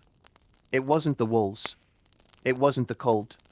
It wasn't even the bandits. It was you. Alone. In your own mind. With miles behind and more ahead. With silence that stretched longer than your shadow. Because a Mongol courier didn't just deliver scrolls. He rode alone. For hours. For days. Sometimes for weeks. And the silence? It wasn't empty. It was full of echoes. Let's talk about that silence. National Park when the world goes quiet. Picture this. You've left the Yam station at sunrise. The sky is pink. The earth is still. No birds. No trees. Just wind and hooves. You've said goodbye to the last human you might see for 4 days. And ahead? Only the horizon. It's beautiful. And terrible. All at once. Because in that moment, you become your only companion. And the real question is, can you live with yourself? Brain thoughts that loop. In the beginning, it's fine. You hum a tune. Recite a poem. Mentally review the last conversation you had. But as the hours pass, your mind wanders into stranger places. You begin to replay old arguments. Talk to people who aren't there. Imagine conversations that never happened. Doubt whether you turn the scroll pouch the right way. You worry. You question. You laugh at things that aren't funny. You say your own name out loud, just to remember how it sounds. This is not madness. This is loneliness. And every rider knew it well. Speaking head talking to the horse. At some point you talk to your horse, not as an animal, but as a friend. You tell it what you're thinking, what you remember, what you fear, what you hope for. It doesn't answer, but it listens, and that's enough. Sometimes you pretend it replies, with nods or whinnies or just a blink. You tell yourself it understands, because if it doesn't, then you're truly alone. Full moon, the nights are worse. By day you move. Movement keeps the mind busy. But at night, when the fire dies and your body aches and your thoughts slow, that's when the silence becomes loud. You stare at the stars, and you feel small. Not in the poetic way, but in the forgotten way. Like a pebble lost in a canyon. Like a whisper with no ear to hear it. And some nights you weep. Not out of sadness, exactly, but because you need to feel something. Even if it's just your own voice trembling in the dark. Musical note how riders coped. Not every rider broke. Many learned tricks. They sang quiet lullabies from childhood. They recited scrolls they had memorized years ago. They counted stars. They whispered to the wind. They invented stories, entire sagas about imaginary kingdoms, told aloud, chapter by chapter. Some even practiced riddles, repeating them in their head, reshaping the answers, as if debating with a ghost. Others composed letters they never sent. Dear brother, I passed the frozen lake today. I think of your face when we skated as children. They wrote in the air, in the dust, in their minds. It helped. Sometimes. The loneliness of purpose. But here's the strangest truth. Many couriers didn't mind the loneliness. In fact, they needed it. Because when you ride alone, you learn who you are without anyone else telling you. You learn what you fear, what you value, what kind of silence feels safe, what kind of silence feels sharp. The world grows smaller until it fits inside your own heartbeat. And in that stillness, You find a kind of strength that can't be taught, only endured. Spyro shall the echo that stays.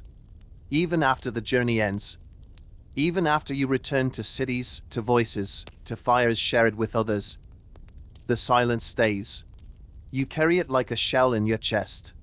And some nights, when the world feels too loud, you close your eyes and remember the step, the wind, the stars, the nothingness, and the soft voice that kept you going. Yours. Always yours. The night stretches long, but you are not broken. You are only quiet. And in that quiet, you are whole. In our next chapter, we'll take a detour into the legends. Coming up in part 17, strange encounters, shamans, spirits, and superstitions. We explore the line between real and imagined, and how riders alone under the stars sometimes meant more than just people. Close your eyes now. You are not alone. You're just listening to the silence. You've heard the wind. You've heard the wolves. You've heard your own voice echoing back at you in the stillness. But then, there are the sounds that don't belong. A flute, faint, in the middle of nowhere. Drums with no source. Laughter on the wind, though no village is near. You stop. Listen. Nothing. You tell yourself it was nothing. But riders know better. Because in the Mongol steppe, not everything is dust and hoofprints. Some things live between the winds. And the road you ride sometimes rides through things not quite of this world. Crystal ball the shamans who whisper to the sky. You've seen them before, on festival nights, on the edge of firelight. Wrapped in fur, faces half-painted, bells tied to sleeves. Murmuring to the earth. Speaking in a language that isn't quite Mongol, isn't quite human. Shamans. They weren't rulers. They weren't messengers. But their words carried just as far. They called the rain. Read the bones. Placed feathers on scrolls to bless the message's journey.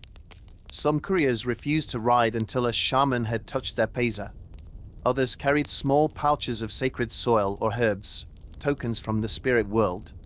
Because in a land as vast as Mongolia, you needed more than muscle and maps. You needed protection. Thawed riders who vanished. Everyone had heard the stories. A rider who never arrived. A horse found grazing calmly, its saddle intact, but its rider gone. A scroll discovered in a tree hollow, untouched, unweathered, as if carefully placed by unseen hands. People whispered. It was the spirits. The road took him back. These weren't told as horror tales. There was no fear. Only respect. Because the steppe was not empty. It was awake. When the air felt watched. Every courier had a moment. A night when the sky felt too close. A morning when the shadows moved slightly faster than the sun. A patch of land where the silence was not peaceful, but expectant. You didn't run. You didn't ask. You dismounted, bowed your head, and waited. Sometimes, just for a breath. Sometimes for an hour. Then you whispered, I pass with no harm. I carry only words. And you moved on. Whatever was watching, whether real or imagined, let you pass. This time. Animal messengers. They weren't all threats. Some riders believed in omens, creatures who crossed your path to send a message from beyond. A fox darting left to right meant speed was on your side. A white crow overhead meant your scroll carried peace. A snake coiled beside your path was a reminder to listen, not speak. And if a butterfly landed on your pesa, you were being watched by someone who missed you. These signs weren't superstitions. They were comfort. Tiny assurances that the road was speaking to you, even when no one else did. Bust in silhouette the shadow rider. Late at night, sometimes just before dawn, you'd hear hoofbeats behind you. You'd turn. No one. But the rhythm was there. Soft. Paced. Almost matching yours. The old ones spoke of the shadow rider, a spirit said to follow lone couriers in their final years. Not to harm, but to witness. To walk beside you. Until your last scroll was delivered. You never saw its face. You never heard its voice. But when the wind blew just right, you could feel the saddle beside yours, moving with you. Salt the small rituals. To survive the strange, you practice small acts of spiritual hygiene. Tossing a pinch of salt behind you after meals. Never sleeping with your scroll on your chest. Braiding horsehair with red thread to keep spirits from tangling it. Whispering your true name into your cloak every few weeks, so it wouldn't be forgotten by the wind. These weren't rules. They were agreements. Between you and the land, and whatever else might be listening. Crescent moon dreams that weren't yours. Some nights you dreamed things you couldn't explain. You saw places you hadn't yet ridden to. Heard voices speaking languages you didn't know. Woke with the memory of a song you had never learned. You'd sit up. Breathe. Look around. Your horse sleeping. The stars familiar. And yet, you felt different. As if someone, or something, had borrowed your dreams. And left you with a message you didn't quite understand. Not yet. Personal disposition why it mattered. Were these tales true? Maybe. Maybe not. But on the step, truth wasn't about evidence. It was about endurance. You believed in spirits. In omens. In protection. Because believing kept you grounded. Believing gave shape to the chaos. Believing filled the silence. And that was enough. So tonight, as the wind stirs and the darkness deepens, know this. If you feel someone walking beside you, they're not here to stop you. They're here to witness. Because your story matters. Even if only the stars hear it. In Part 18, Legends and Lies, stories Mongols told about famous couriers. We ride into the campfire tales passed from saddle to saddle. About messengers who ran faster than storms, crossed rivers in a single breath, or spoke to the Khan himself through dreams. For now, hush. Let the wind pass. And if you hear a hoofbeat where none should be, just nod. You're not alone tonight. Some nights, around a fading fire, when the horses were fed and the scrolls tucked safely beneath cloaks, the talk turned from real roads to remembered ones, from maps to myths. Because couriers didn't just carry the stories of others. They had stories of their own, passed from saddle to saddle, whispered in way stations, told low under the stars. Were they true? No one knows. But no one questioned them either. Because in a land built on wind and motion, sometimes the lie that keeps you riding is more useful than the truth that makes you stop. Horse the rider who never slept. They say he rode from Karakoram to the Caspian Sea in 4 days. No rest. No food. No stops. He changed horses 30 times. His cloak froze solid in a snowstorm and shattered when he rode through a forest. He passed bandits who never saw him. He passed wolves who bowed their heads. And when he arrived, he handed the scroll to the general. Said, "Message delivered." And then fell asleep, standing. They say he slept for 2 days. And when he woke up, he rode again. Ice Cube the frozen messenger. Another tale speaks of the rider trapped in a blizzard. His horse collapsed. His food froze solid. He wrapped himself in his own saddle, tied to a tree, and whispered the scroll's words to himself over and over, so he wouldn't forget. By the time the search party found him 3 days later, he was still there. Frozen. Upright. Still clutching the scroll. They say his lips were blue.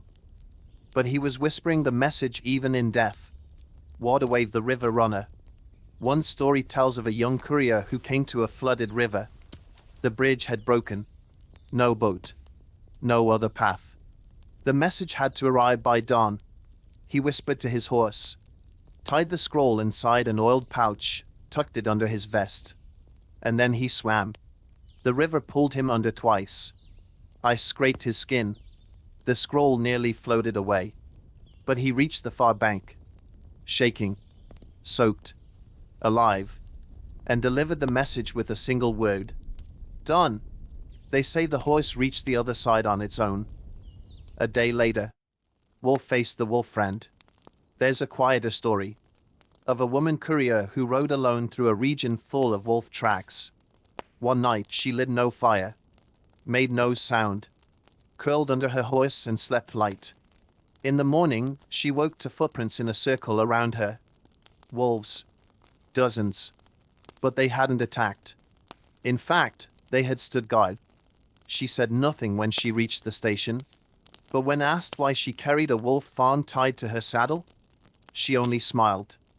"I don't ride alone," crowned the rider who refused the throne.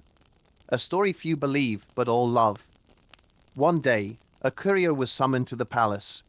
He expected to deliver a scroll. Instead, the Khan himself greeted him. "You've ridden more miles than any man alive," the Khan said. "Your name is known in all provinces. I offer you a title. Land, a silk robe."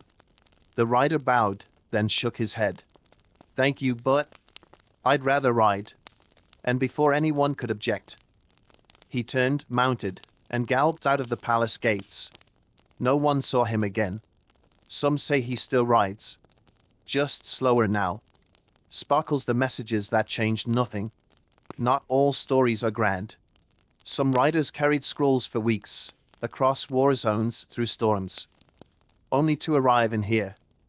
Oh, that deal's been cancelled. Too late. The wedding didn't happen.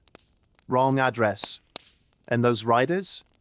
They smiled, nodded, slept, and turned back the next morning, because they didn't ride for applause, or outcome, or even understanding. They rode because someone had to, and they were someone. Magnifying glass tilted left, truth or tale? Were these stories real? Maybe not. But to the couriers who told them, truth wasn't the point. Hope was. Laughter was. Company around a lonely fire.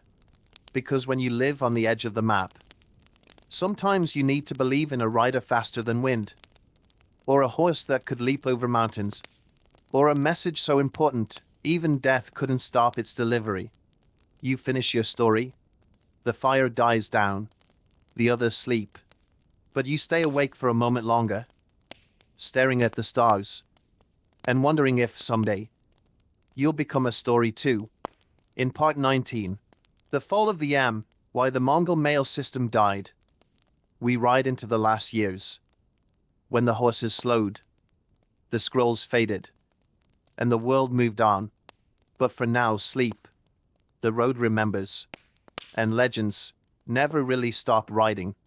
Every great road ends, even the longest, even the most trusted. And the Mongol Yam, this web of riders, horses, stations, and scrolls that stretched across a continent, was no exception. It didn't vanish in a blaze. There was no final ride, no dramatic fire consuming scrolls in the night.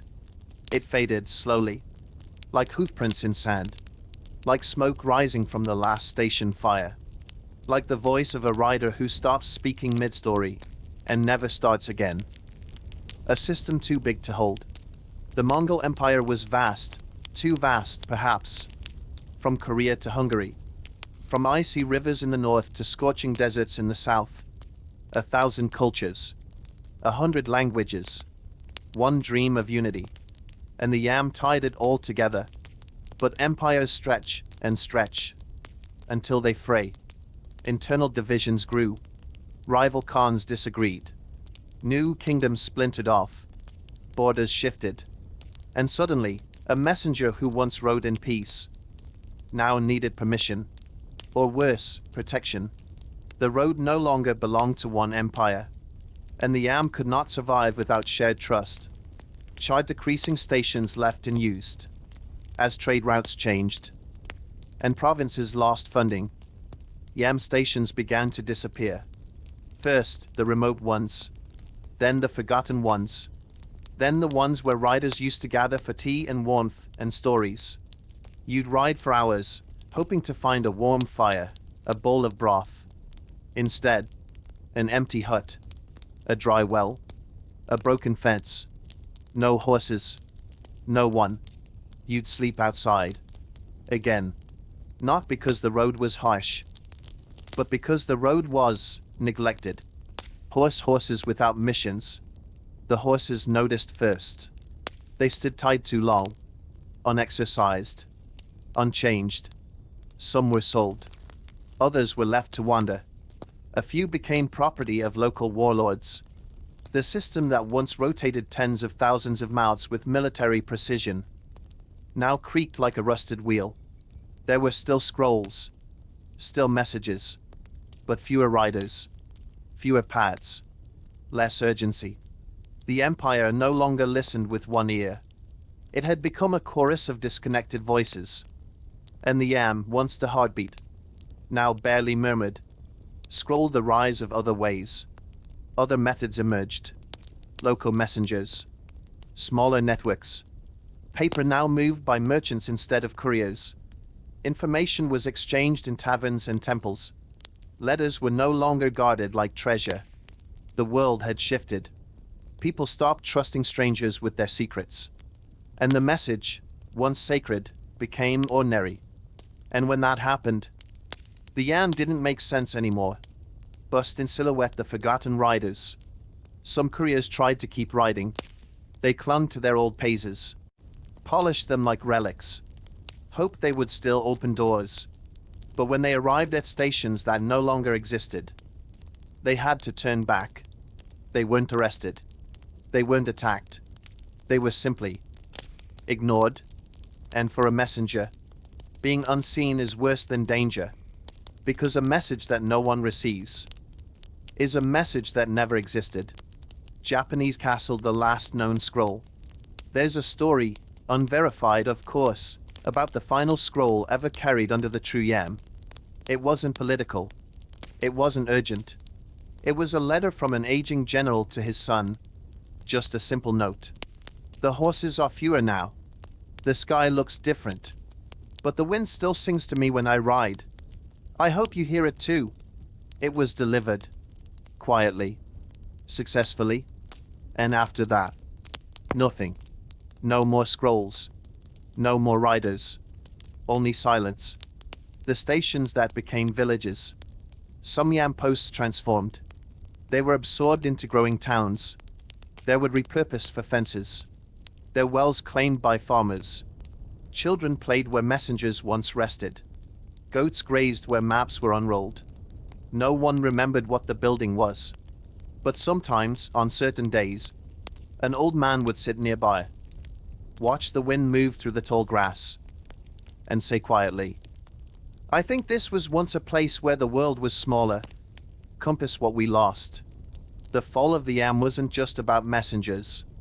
It was about something deeper. A belief in connection, in unity, in the idea that someone, somewhere, would always listen. That a rider could travel 1,000 miles and still be welcomed, still be trusted, still be heard. And when that belief faded, the system collapsed. Not from war, but from forgetting. Footprints, but not everything ends. Even now, traces remain. In remote villages, elders tell stories of riders with wind in their coats, of scrolls so sacred they glowed in moonlight, of horses who could hear danger before it arrived. And every once in a while, a traveler stumbles across a stone marker, a rusted post, a forgotten path. And they wonder, was this once part of something bigger? And maybe, just maybe, they're right. The yam is gone, but its echo rides on. In every letter sent, in every message delivered, in every road that connects us. Coming up in our final chapter, Part 20, Legacy of the Steppe Riders, What Survived into Modern Times. We uncover what pieces of the yam still live today. Because some things never fully die. They just ride, quieter. The scrolls are gone. The horses rest. The station stands silent, or not at all. And yet, something lingers. Because the yam may have faded, but its heartbeat echoes. In ways few notice, but many feel. Tonight, in our final part, we don't just look back. We look at the threads still running through the modern world. Traces left behind by messengers who rode not for glory, but for connection. Mowed away the idea of a network. Before roads had signs, before letters had stamps, before postmen wore uniforms and carried handheld scanners. There were couriers, riders with purpose, pads with stations, a system. That was the yam's greatest gift. The concept of a connected world. It was more than fast horses. It was infrastructure. It was coordination. It was trust. And that idea never truly disappeared. We see it now in mail routes, highway systems, data transfer protocols, even airline hub design, wherever things move in a sequence. With handoffs, checkpoints, efficiency. A shadow of the yam remains. Horse, the cultural DNA of riders. Even today, Mongolian horsemen ride with a grace born from centuries of history. They race in the Nadam festival, bareback and win fast. Descendants of couriers who once crossed continents. And across the world echoes appear. Pony Express riders in America. Silk Road traders. Modern-day ultramarathon messengers in remote terrain. All shaped by the archetype of the solo traveler carrying something important. It's not just about speed. It's about endurance, resilience, discipline, and perhaps, most deeply, service. Love letter, the sacredness of the message. In an age of instant texts and deleted emails, the idea of a message being sacred might feel quaint. But in truth, the essence remains. A handwritten note, a long-distance phone call, a voice memo sent late at night. They still carry what scrolls once did. Emotion, intention, hope. When someone sends something and trusts it to arrive, that's the yam, quietly breathing through modern tools. And when you receive it and feel something stir in your chest, that's the rider arriving. Scroll, the stories still told. Though the scrolls are dust, the stories endure. In children's books, in oral histories, in the way elders tell tales beside the fire. The rider who never stopped. The horse who chose the right path. The message that arrived a moment before disaster. Are they true? It doesn't matter. Because belief, carried well, outlives fact. And these stories, told again and again, remind us that human connection has always required motion and courage. Globe with Meridians, the digital yam. It may sound strange, but the internet, yes, even that, is shaped by the same spirit. Servers as stations, cables as routes, packets as messages. We trust that our words will go where we send them, across oceans, through wires, into hands that matter. It's no longer horseback, but it's still the ride. And when you click send, you, too, become a kind of messenger. Of the values that remain. More than anything, the yam left us with loyalty to the unseen, discipline without recognition, trust in systems greater than ourselves, and the quiet dignity of doing a job well, even if no one claps, even if no one remembers your name, even if all you ever say is, message delivered. Milky Way, your journey too. You've listened this far. You've walked the step in your mind. You've ridden through cold, silence, storms, celebration. And now, you know what it means to be a messenger, even if only in spirit. To carry something with care. To respect the distance. To arrive. That's the lesson of the yam. And now, you carry it too.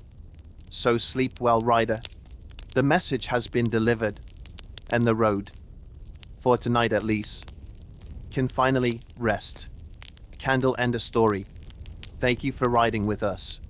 CTA, if you enjoyed this journey, consider subscribing, leaving a comment, or sharing it with a fellow traveler. Tell us, where in the world are you listening from? And what time is it where you are right now? Globes showing Europe, Africa, speech alone. Because like the messengers before us, we're all still trying to connect. Headphone if this journey helped you relax, or gave your imagination a quiet place to wander. Please consider giving it a like, sharing it with a fellow night owl, or subscribing for more sleepy stories from forgotten worlds. And if you're still awake, I'd love to know. Horse, where in the world are you listening from? And what time is it for you right now? Drop your answer in the comments. Because somewhere out there, someone just like you is listening too. Speech Balloon Globe showing Europe Africa. And just like the messengers we followed tonight, we're all still trying to reach one another. Thank you for riding with us. Sleep well. And we'll see you on the next road.